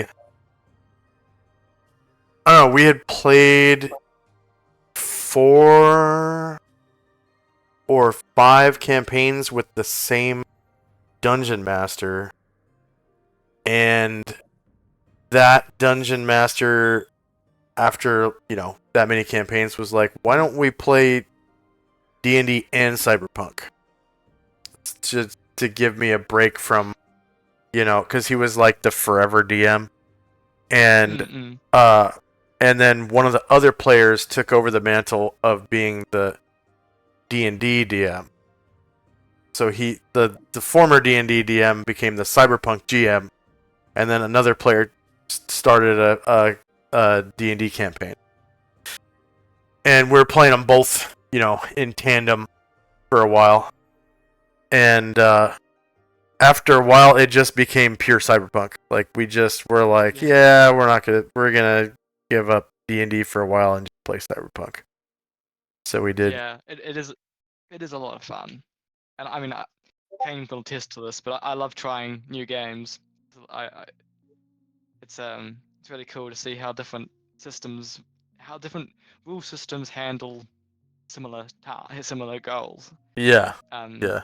and Cyberpunk is a wacky little thing. Right. Yeah. Yeah, I had to come up. We had to like homebrew how the combat was actually going to work because it's really not specific on like action limits and stuff. I mean, we. It's specific, but it's like specifically vague. It's like it wants to make it very clear that you have an unlimited amount of actions. You just get a cumulative penalty the more actions you do. It's very specific on that, but we were like, okay, what does that practically mean? So that's why I put the limit on. You can only do 3 actions that don't require rolls, because then you can. There's no. That means reloading is kind of pointless because you just reload at the end of your turn, because you don't get a penalty to that. 'Cause it's not a thing you have to roll for. So it's like, okay, well, your movement is in lots of 3, and maximum movement is 3 times your base movement allowance. Mm. So you can only ever do 3 actions that don't require rolls, including so like if you fired, then you could only move 2 lots of your movement because that's 1 action.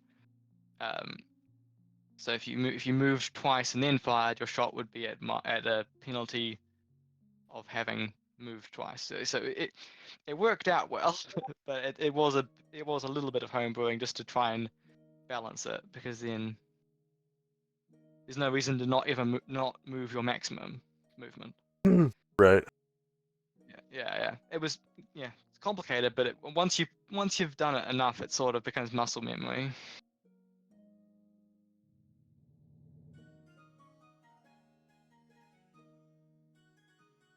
There's so many guns and bits and pieces you can fiddle with that is, you're almost endless opportunities for making, character builds and interesting guys to fight. Yeah. Did you ever have anyone go full cyber psycho and turn into an NPC? Yeah, I got very very close multiple times, Hmm. but I wasn't able to push.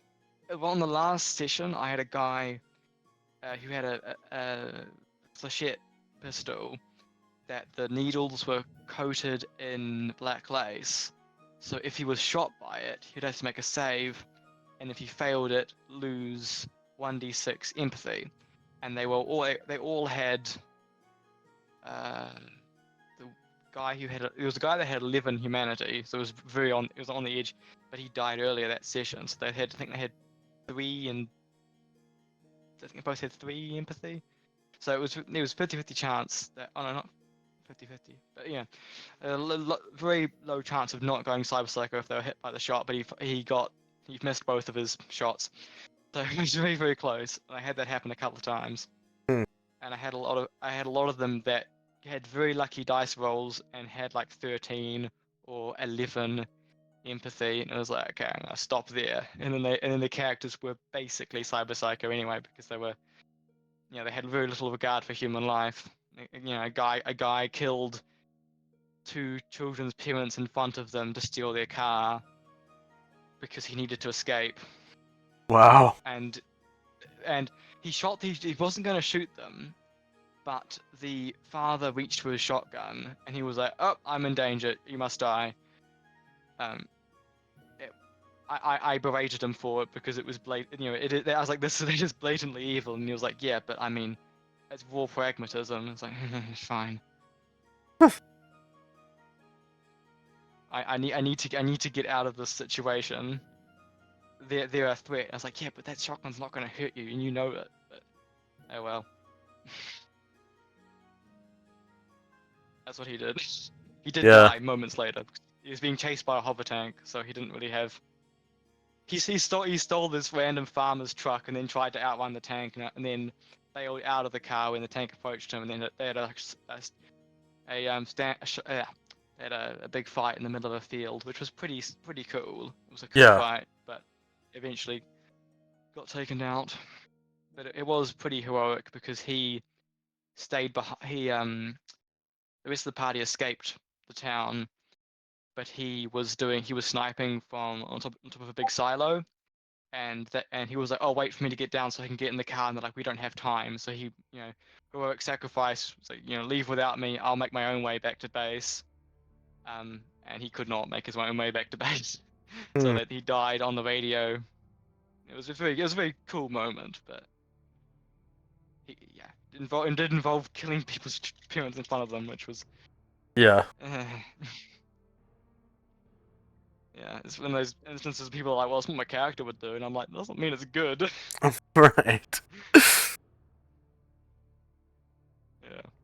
Yeah. Yeah, but it's cool seeing. I mean, hey, did you ever anybody go Cyber Psycho? Because it's really cool seeing how different characters interpret it. Because I mean, like I said, it says in the book, and it's pretty clear that it doesn't always mean I become genocide man. Like it's, there's different ways of expressing, the psychosis. So Yeah. did you have any cyber psychosis?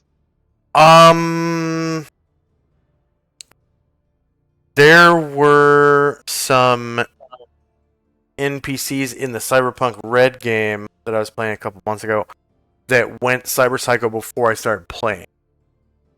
Ah, okay.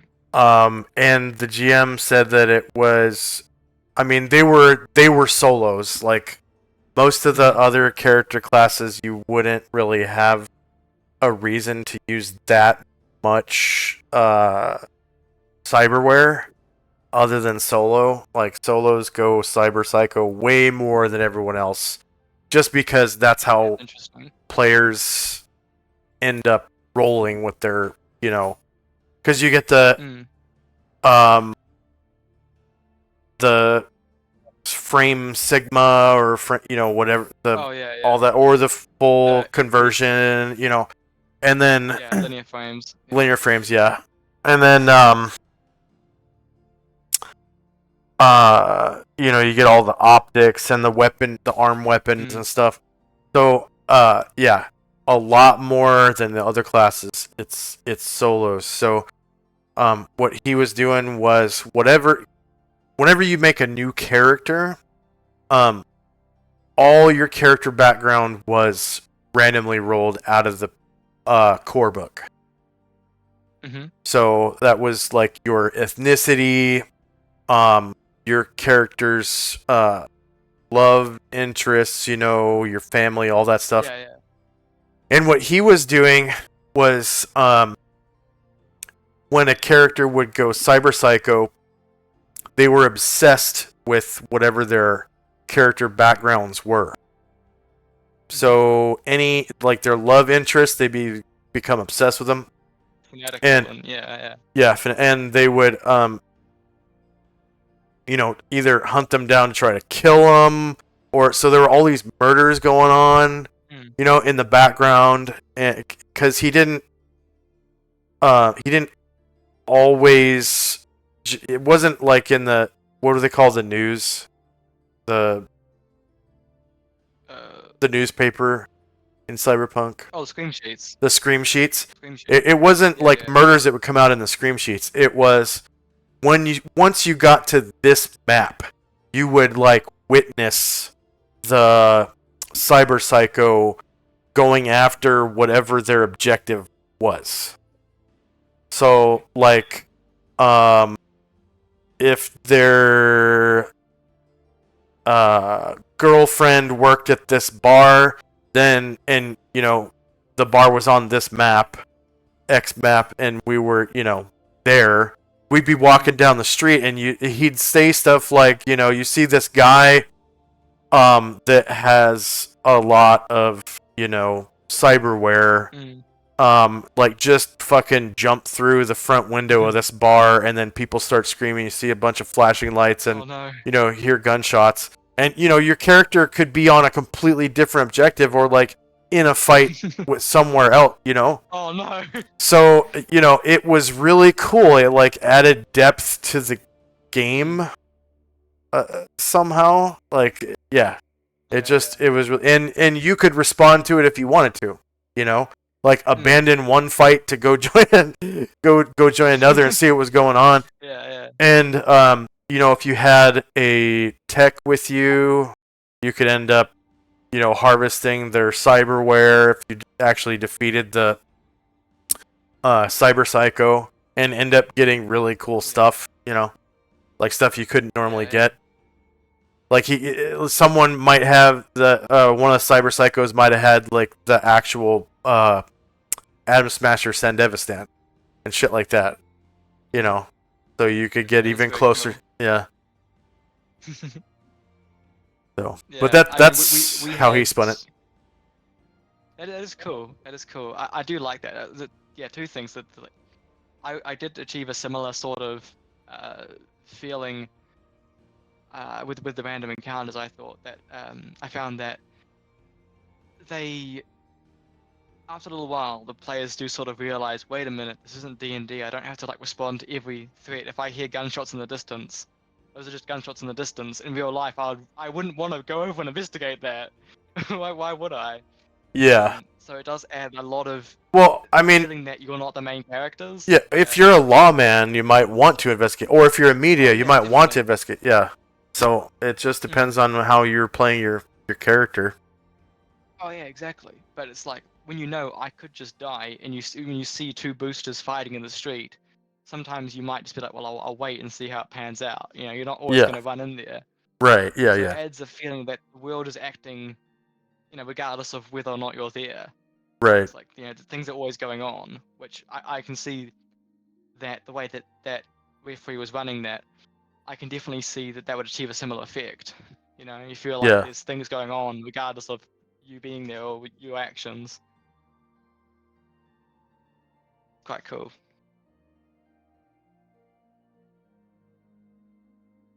And we had some NPCs that went cyber psycho. So a guy got his leg blown off, and then he was with a doc, and he went back to his studio, and he did a new leg with some assistant's help, and that pushed him over the edge. And then they had a mystery. They were trying to figure out who robbed this pharmaceuticals factory, chemical plant thing, and it turned out to be their friend who had gone cyber psycho, and it was a really fun adventure. Because they found out they were like, oh, he's using a whole the guy who did this was using this equipment. And they didn't put two and two together. I was like, oh wait a minute, who do we know that does this? And he'd taken some. He got a netrunner and held them hostage and made them help him open the doors and turn off the security cameras, and then he'd captured a whole lot of people and was doing experiments on them, and then they had to fight these like drugged up, basically zombies. And it was really cool. Yeah. Sounds really cool. Yeah, no, it was a great campaign. I mean, I did just finish my Cyberpunk campaign, but in future I would like to go back to it. It is a lot of fun. Oh yeah. Yeah. Um, Um. and you played on Roll20? Oh, I played one with Kane. I didn't roll 20. The one I just finished was in person. Oh, okay. Yeah. So I've done it in both.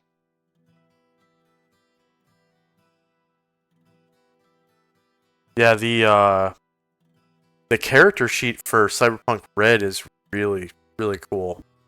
They put a lot of work That's into good. it.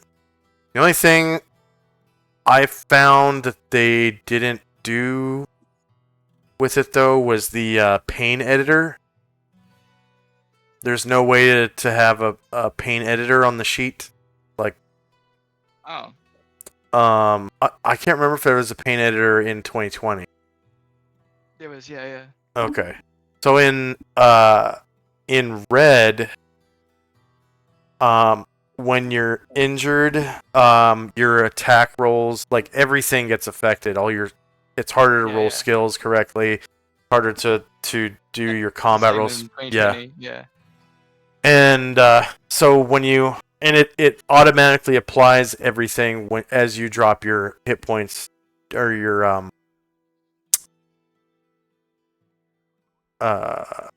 durability. I can't remember what it is. You actually have hit points. Whatever. In that one. That is different to 2020. Yeah, it's quite different. Yeah. You had.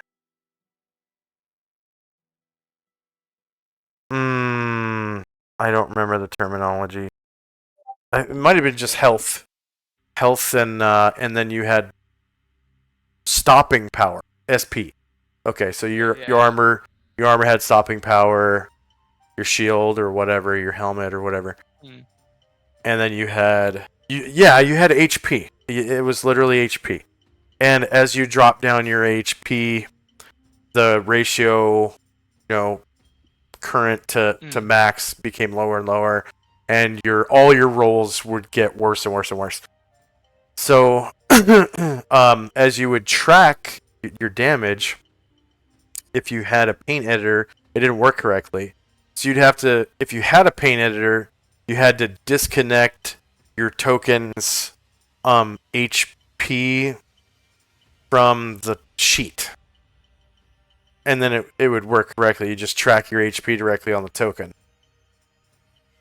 But going from map to map, that meant that the GM had to copy your token rather than just having you drop your token directly from your sheet. So it's kind of annoying. But that would be easy to change by complaining on Roll20 or whatever. Like, hey, you guys need to fix your character sheet so you can have a paint editor somehow. Yeah. Because it's not hard to change the character sheets to do stuff like that. They just flip a switch and it turns off. So. Yeah. No, the 2020 sheet was pretty good from my memory. Yeah. Kane used it more than I did because I just had goons. Yeah, I feel like I'd have to look at it again. It's been so long. Yeah.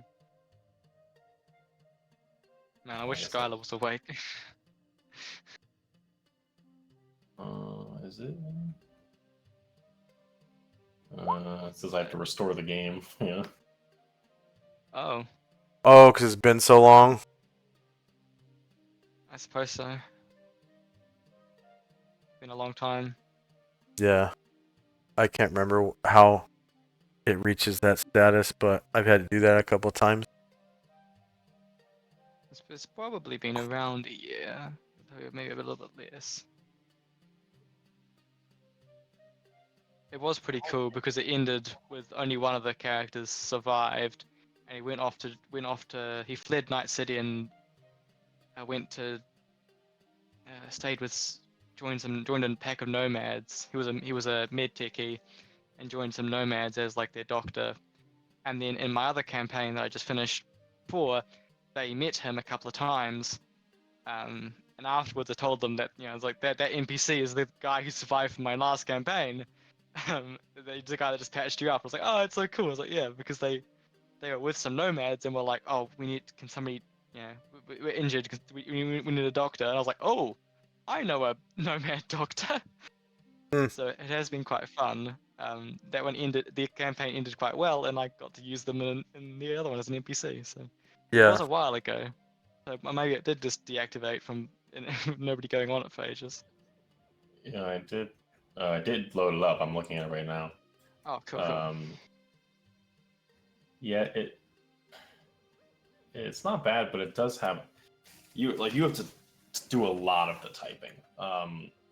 Like all the weapons, like the weapons will give you the boxes, you know, the name, the type, the damage, the accuracy. You have to type all those in. But like secondary skills, like primary skills, you know, it's based on your background or whatever. Yeah. So those are all listed. But secondary skills, you have to type what the name is, what your point is in it, and what skill it's based off of. So like you pretty much have to do everything. Hmm. Yeah, same with chipware, same with yeah, it looks like gear and stuff, obviously. So a lot of referencing the book, you know, a lot of typing all the numbers down.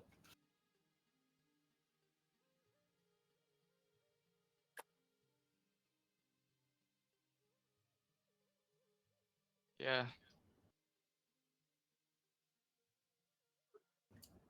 Oh yeah, I remember my my Toyo Chevrolet.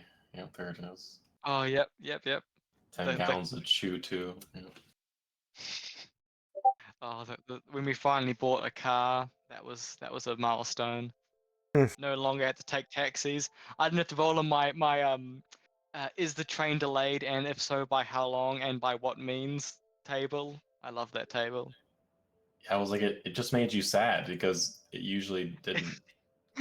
Yeah, usually it was delayed by like a couple of minutes for a mundane reason or wasn't delayed, and I was, oh, I don't get to use my cool guy.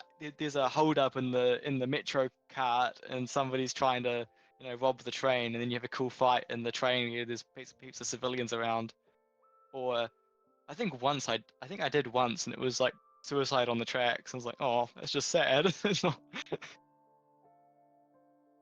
But yeah, it's it was funny when you finally got a car. It's like, wow, we don't have to pay for taxis anymore. We actually we can just travel wherever we want. Mm. It's so freeing. I mean, you know, I And had I my think you bike had for like a a 1 or while. 2 in driving. Oh yes, you had your bike for a bit. But that was, you could only take yourself and like one other person. I don't even remember if it had a passenger seat on it or not. Yeah. Yeah, I don't remember if I ever took anyone on the bike. Yeah, I can't remember either. Most of the time you just went to the Brainiacs or something who was like, hey, can we borrow a driver? And you got some guy to drive you places. Yeah, Like that's when true. Mai got shot and just sat in the back of the car having a mental breakdown on the drive home. That was some great role playing. That was really good. What wasn't he what was he having a breakdown about? Because he got shot and almost died, and then was like, because he was just a doctor. He was just a doctor, got swept up in all of this. So he was like, "This is, what am I doing? What am I doing here? Why am I of all people got swept up in all of this? I've just been shot trying to rescue some gangsters who've been kidnapped by a corporation." Yeah, it was pretty cool. I like that.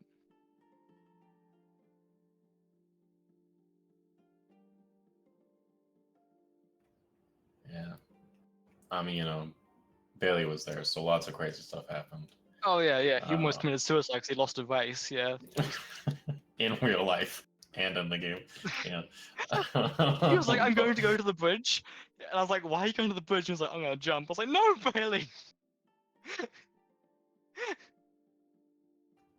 yeah, he has the double debuff of like taking everything really personally and having no filter at the same time. Yeah. He lost a street race, and Zim was like, "My life has no purpose." I was like,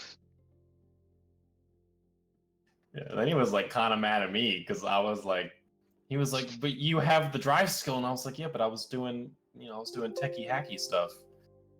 And yeah. he's like, "But my race though." But yeah, I was monitoring the cameras throughout the city to tell you where the cops were, where traffic was, so you could win the race. And he was like, "Yeah, but I like fumbled." I was like, "Yeah."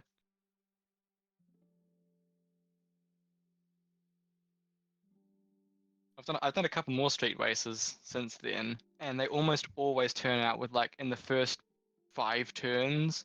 So there's like only like 100 meters down the street. It's turned into a gunfight. Everybody's shooting at each other from the different cars, and then they never make it. Only one car ever makes it to the finish line, 'cause the other ones are all blowing up or crashed. It's it's just so ridiculous.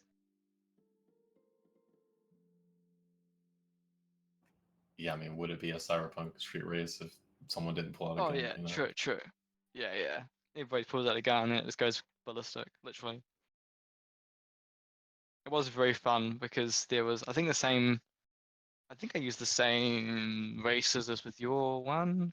There was the Italian mafioso on the Lamborghini superbike, and then they were like, "Okay, we're gonna shoot everybody except for him because we're not getting the mafia on us." So they were like, "We'll let him do whatever he wants." And then he crashed, and they were like, "Huh." Didn't even have to shoot him. Well, with almost maximum level 1 spells, I was 1 away from having Damn. maximum. I have 7 pages Oh, wow. left in my book. Oh no. Oh wow. So, probably after this character's first adventure, if he survives, he'll probably have to buy another spell book, like a blank one, Yeah. so he can I mean, you continue. might have reason to finally go to the wizard's tower. keep on people go, "Oh, here's this thing. You should take it to the wizard." And you go, "Yeah, we should." And then you sidetrack something else. Everyone wants us to fix their problems, you know. That is how campaigns go. Yeah. Man, I've never rolled up a wizard that had so many level 1 spells. I rolled 11 on a 3d4. Yikes! Wow. This is one away from max. Yeah. And a lot of these are like 5 pages. Like 1, 2, 3, 4. 4 of these are 5 pages, and 2 of them are max pages. 6 pages. Wow. My read magic is 6 pages. Armor is 6 pages. Magic missile was 5. I ended up getting magic missile. 5 pages. Expeditious retreat 5 pages. Find familiar 5 pages. And conjure spell 5 pages. Ooh. There was 1, 2, 3 of them. There was 1 page. Featherfall and copy. That's really lucky rolling 1 page on copy.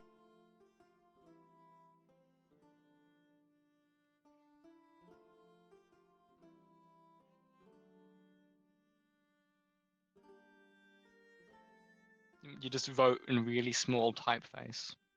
Yeah. Yep. Tiny chicken scratch. More like it's like a yeah, you got that's a baby chicken, you just tiny scratch. Very good. So might have to head back to town next session to pick up somebody else. Yeah. Back to the town where they want me dead. They don't want you dead. They just saw you break into a guy's house or the merchant's abode, and then the merchant was like, you just tried to fight my like friend, stole his stuff and ran away. So because I mean you took the stuff to the archdruid and he showed you the symbols of evil on it. So I mean if you take it back, you probably would be able to explain your actions. But then again, you have a 5 charisma, so Yeah, I already didn't make many friends, you know. you kind of pissed off the head of the militia, yeah.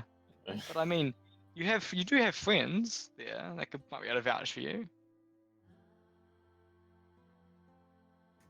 Maybe like the barkeep, but then that one guy who hated that other guy. Carter, yeah. Um, I'll just check his name. I've forgotten it. I have it written down on my list of all the people in the town, but yeah, that yeah. not suspicious at all guy. I don't think likes me very much. Which not suspicious at all guy? Osmond, the merchant. No, the like the planted worker or whatever. Oh yes. Um. Conrad. Did I give you his name? Did you find his name? Yeah, I think so. Yeah.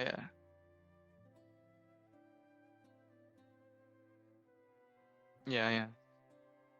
Yeah, no, you've made some contacts. The Mia kind of feels indifferent to you, and the druid Jaru Ashstaff, you know, he likes you enough. So I mean, if you can present them with the artifacts and be like, look, this is blatantly evil. Yeah. Mm. Yeah, I gotta won't always tell you be what to do. nice. Gotta always be nice to the druids, you know. Yeah. They're my peeps.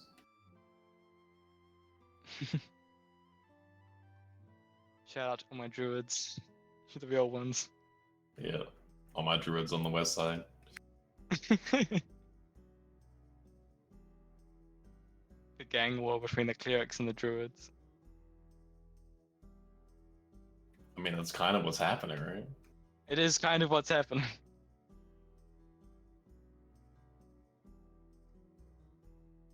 Yeah, man.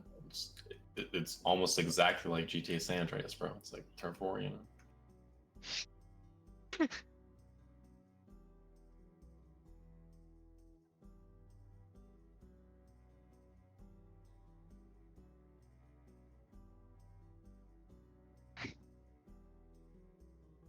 Mhm. Yeah, how much development did Alvin have? Like that whole "I was looking for you" thing. Was there like a whole backstory with that?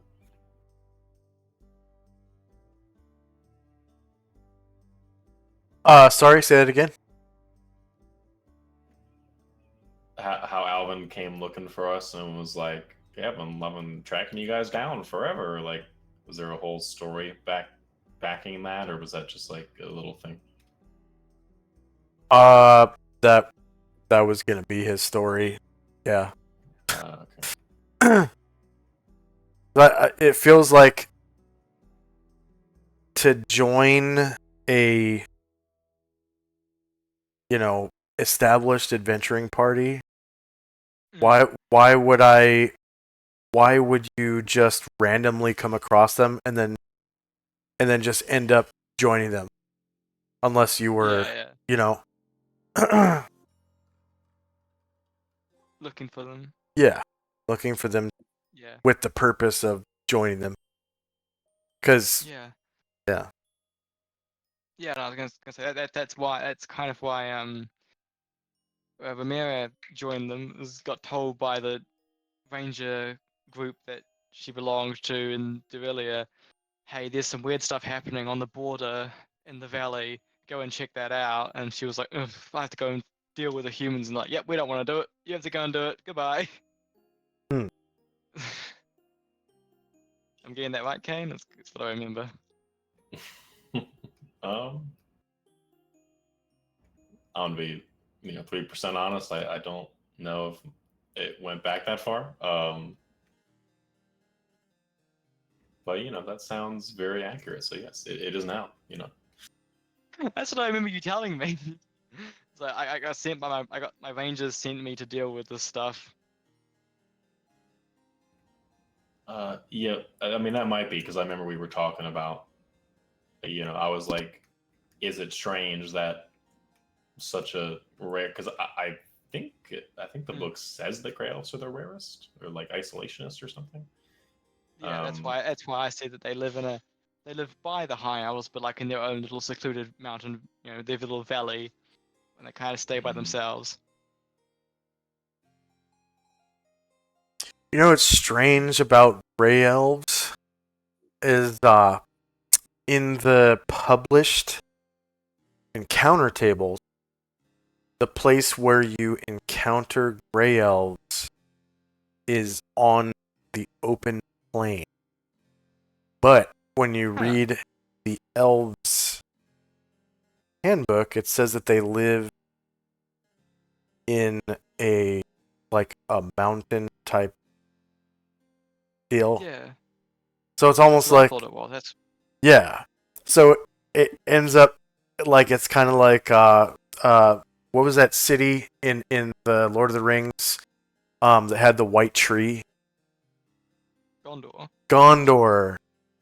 I guess it's supposed to be kind of like Gondor, where there's just in the middle of this open plain, there's just a big rock sticking up, out of the open plain, Yeah. and then there's concentric rings where certain classes of elves can enter. Kind of like That's kind how of cool. Gondor was designed. That'd be kind of cool. Yeah. I But I was like, why would there be a rock sticking out of the grass? So I do the same thing. Like, I'll put like a mountain range down and stick a gray elf settlement in the middle of it. So it kind of makes more sense. yeah. That sounds cool. Yeah. I mean, this map is like a hyper zoomed in little speck on my world map, but yeah, I think it's a good little. It's got a lot of stuff in a little Yeah, area. yeah. Yeah. I like these tokens for the different locations. Oh, thank you. It's High praise.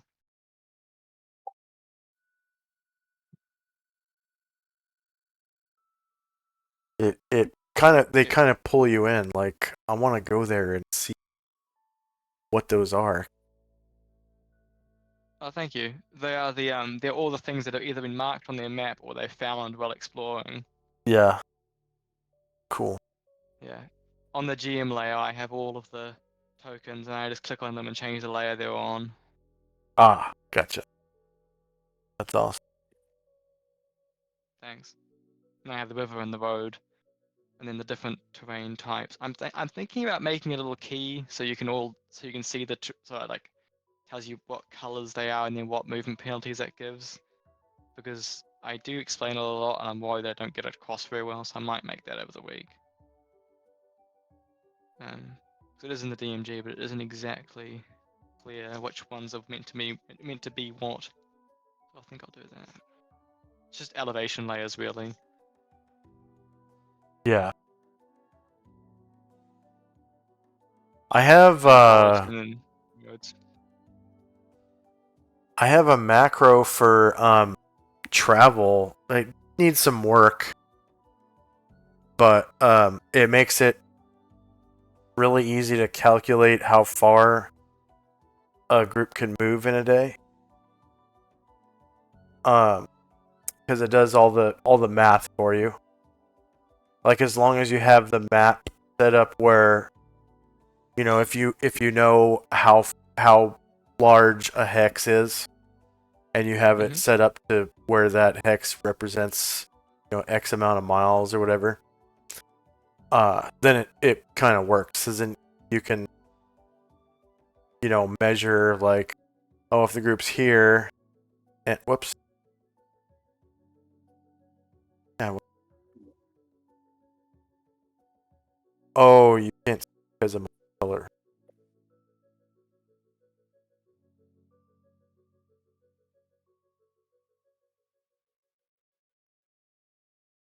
Yeah, so if the group is right here, Mm-hmm. and or if the group is right here, and that by the time they reach the edge of the hex, they're going to pass into another terrain, you just measure and be like, okay, it's 2.8 miles of this terrain, and then the rest of it is this terrain, and then they have to ford a river. That's an extra 1 after it's calculated or whatever. And it asks you what the current movement speed of the party is, how many miles, or like what terrain they're currently in, how many miles until they leave the terrain, and then how many miles of the next terrain is there, and what is that terrain. And Oh wow. and you just fill in the blanks, and then it spits out, okay, this day they move 27 miles or whatever.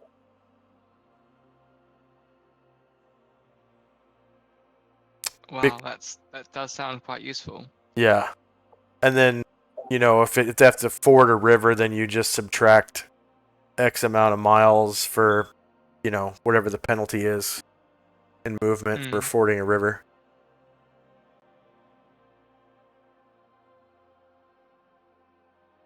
Yeah, that does sound.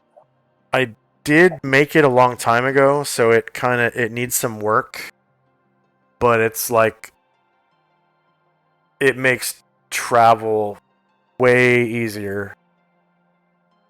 If you want me to, I can put it into Discord. Yeah, that would be helpful. I do probably need to make some macros for my some of my tables, but I don't really know how to do it.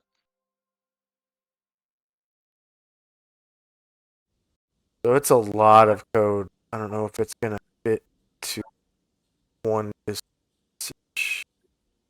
but I'll try. And like I said, I did write this a long time ago, so it needs work. But the terrain like costs are accurate, so Okay. the math is accurate.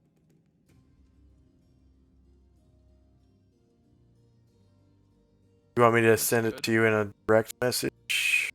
Yeah, that'd be great. I'll just be back in one moment, but I don't know. I won't lie. I'm not quite sure how to implement whatever code you sent me, but I am.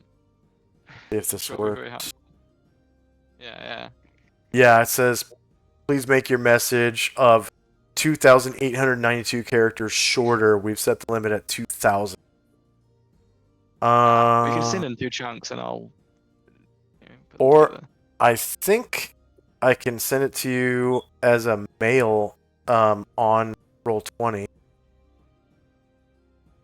That might also work. And it probably won't mess with symbols. I think when you put stuff in Discord, sometimes it messes with symbols.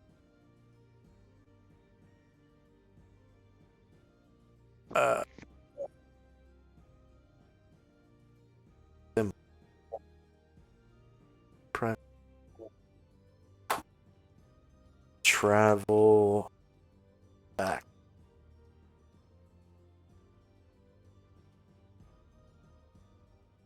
I am not a robot. I don't be a robot. Okay.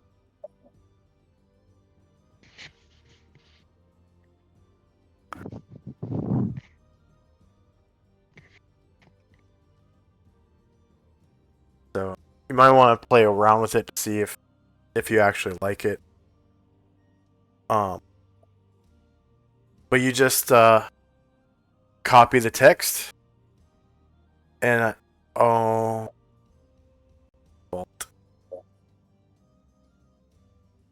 that might not work.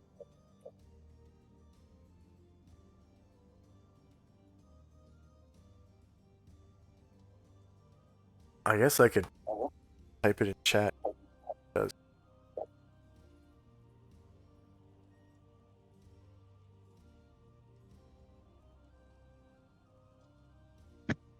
Yeah, it does. Wow. Okay. Oh, what? That's cool. Wow. Yeah. So, oh, did you look at the? Are you looking at the code for the in the mail? Did I say? Oh no, I just saw just overland movement. Blah blah. It's like, wow, that's cool. It's just like, Yeah, that's all the defaults. So, default movement rate is 12, but you can change it. yeah. I set it to be default movement rate 12, and then it asks you how many miles until the party leaves the current terrain, and default is 1, but you can change it. And then in which terrain is the party currently traveling? Default is barren because it's in alphabetical order. It's a drop-down menu. So it has barren, farmland, rocky desert, sandy desert, heavy forest, medium forest, light forest, glacier, rolling hills, steep hills, heavy jungle, medium jungle, swamp or marsh, moor, high mountains, medium mountains, low mountains, plains, scrub, and tundra. That's, as far as I know, that's all the land terrains. And then you just pick. Yes, so I'll pick. Plains for this one. And so in 1 mile, we'll leave plains. Current movement rate is 12. And then it says, into which terrain will the party travel? And I'll put, like, more. And then submit. And it spits out 6.75 miles. At movement rate 12. That's how far they could travel in that day. In that day, yeah. After moving Wow. 1 mile, it's 1 mile of, what was it? 1 mile of plains, and then moving into the moors, they move a total of 6.75 miles, including the 1 mile out of the plains, into the moor. That's cool. Yeah. So how do you pull that up? The menu you're talking about? Okay, so what you do is you go to your collection tab in the top right. It's right next to your My Settings. Go to your collection tab. Oh, yep. And then at the top where it says macros and there's an add button on the right, click on add. In the center of your screen, there will be a window that has, name of macro, and then another field below it that has, where you paste the code from the mail that I sent you. And then you just copy and paste the code from the mail that I sent you, and you paste it in there, and then you click save. For, make sure you name it first or whatever. And then in your list of macros, in your macros tab, it'll show up as whatever you name it. And you can turn macros into a button that shows up on the bottom of your screen too. And I find if you use emojis as the name of a macro, it's easier to organize them because they're smaller, and then the emoji that you choose is a good descriptor of what the macro does. Like for travel, I use an airplane emoji. And that's so you can literally copy and paste an emoji off of Google and paste it into the actual name of the macro instead of text, and it will show up as that emoji in your list of macros. Interesting. And it just counts it as having no name. so when it puts everything in alphabetical order, I think the ones with no name end up at the bottom. So if you actually have macros that have names, the ones with emojis will be down. I'll just call it travel for the moment. Yeah. So it needs some work. Like, I don't currently have a way to put in the one-time penalties. Like fording a river is supposed to. That's what I was thinking as well. Yeah. So the features and yeah. Yeah.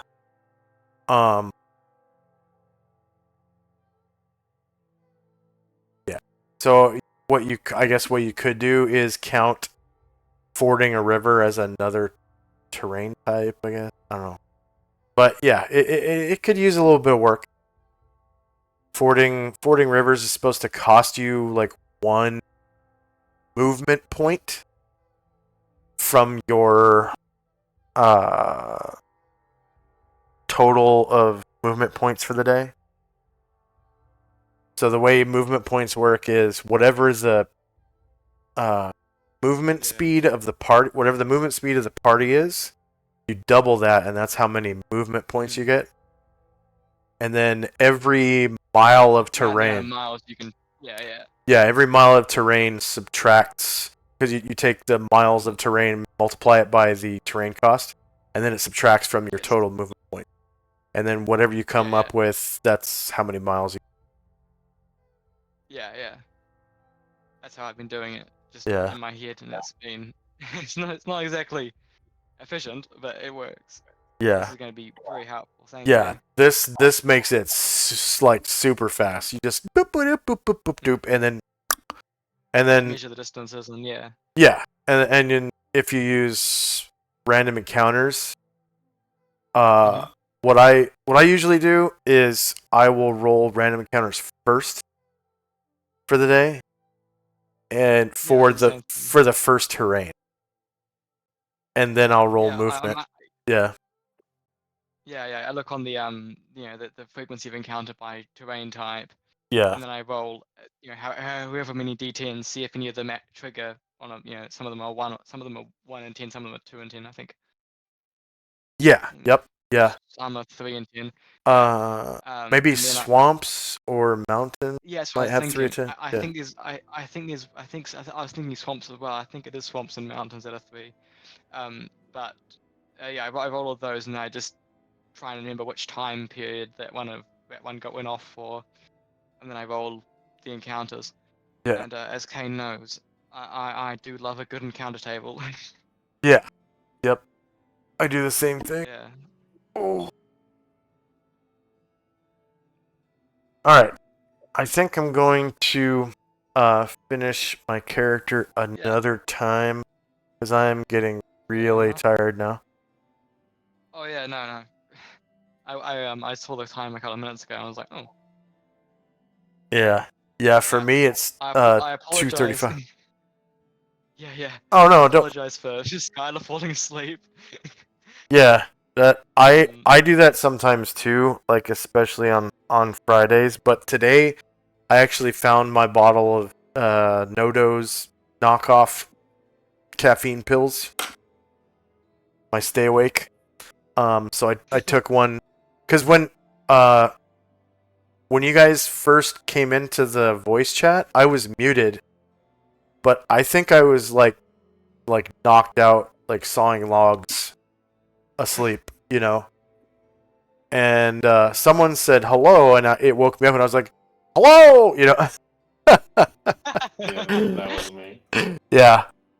I was. You would have been greeted by Kane sultry. Yeah. Hello. I was unconscious. So that, I think I mentioned it when I applied. Like, that's the perfect start time for me, because it gives me time to get home, do some stuff, take a nap, and then wake up and start playing. Yeah. So, and like the game that I was in for the longest time, I was yeah, my last Friday night game I was probably in for almost 5 years, I think. And Wow. yeah, it's basically started the moment I would walk in my door, pretty much is when the start time was. Whoa. So and sometimes I did fall asleep, and it was like not cool. Yeah. So I like this start time because it'll give me a little bit of time to take like a 90-minute power nap or something Cool. before playing. I will say, before you head off that I'm going to be busy next week, so I won't be able to do a game then. But I won't be busy for a while. It's just had some things come up. But Okay. recently, Yeah. I don't normally cancel very often. I don't Yeah. want to get the wrong impression, but Yeah. doing a little winter solstice thing. It's going to be on the same day as this, and I was like, so that's mildly annoying, but I don't normally cancel leaps, so don't worry. Yeah. But I hope you enjoyed the first session. I had a lot of fun. Yeah. I had a lot of fun too. Yeah. Yeah, a lot of laughs. That was good. I had fun. Yeah. Yeah. I'm normally a reasonably serious DM, but I do like to have a bit of fun. Yeah. Yep. Yeah. No. Yeah. Yeah. Head to sleep. Yeah. Have a good rest. Thank you for DMing, and I'll see you. You're very welcome. You're a See you. brilliant player. Thank you. See you 2 weeks from now. Yeah. Not the coming week, but the week after. Yeah. Yep. All right. See you in the Yeah. future. Great. Thanks again. See you in the future. All right. Yes. All right. Bye-bye. Bye. And for our viewers, thank you very much for watching. Please like, share, and subscribe. If you like who we are and like what we do, I strongly urge you to explore our links below if you're watching us live on Twitch. We have links to our Patreon and PayPal if you want to help us out. There's also just below the screen on the right a link to St. Jude Children's Research Hospital if you're interested in donating to charity. And then also down below are links to our Discord. There's also a link to join my homebrew AD&D 2nd edition game, the Orb of Solnod Hex, which is a pay-to-play game, so be forewarned. There is a link to the Patreon down below, and there's a $10 pledge for players, and if you want to be a special player, i.e.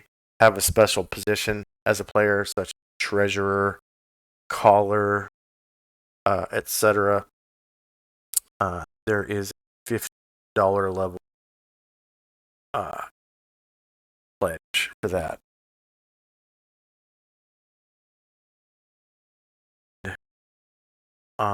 If you're interested in earning some extra channel points, go ahead and stick with the raid. We're going to try to raid into GM Workshop. Looks like he's playing Minecraft. So I really like this guy. He used to run chat plays games on one of the newer virtual tabletops. I don't remember one where people from his Twitch chat could come in and play in his game, or also he would also run like chat commands where chat would vote on decisions for his character, like important decisions, where to go next, character build, that. But right now he's playing Minecraft, so we're gonna raid into him. You'll get extra channel points by following the raid into his chat. Here we go. With that attack.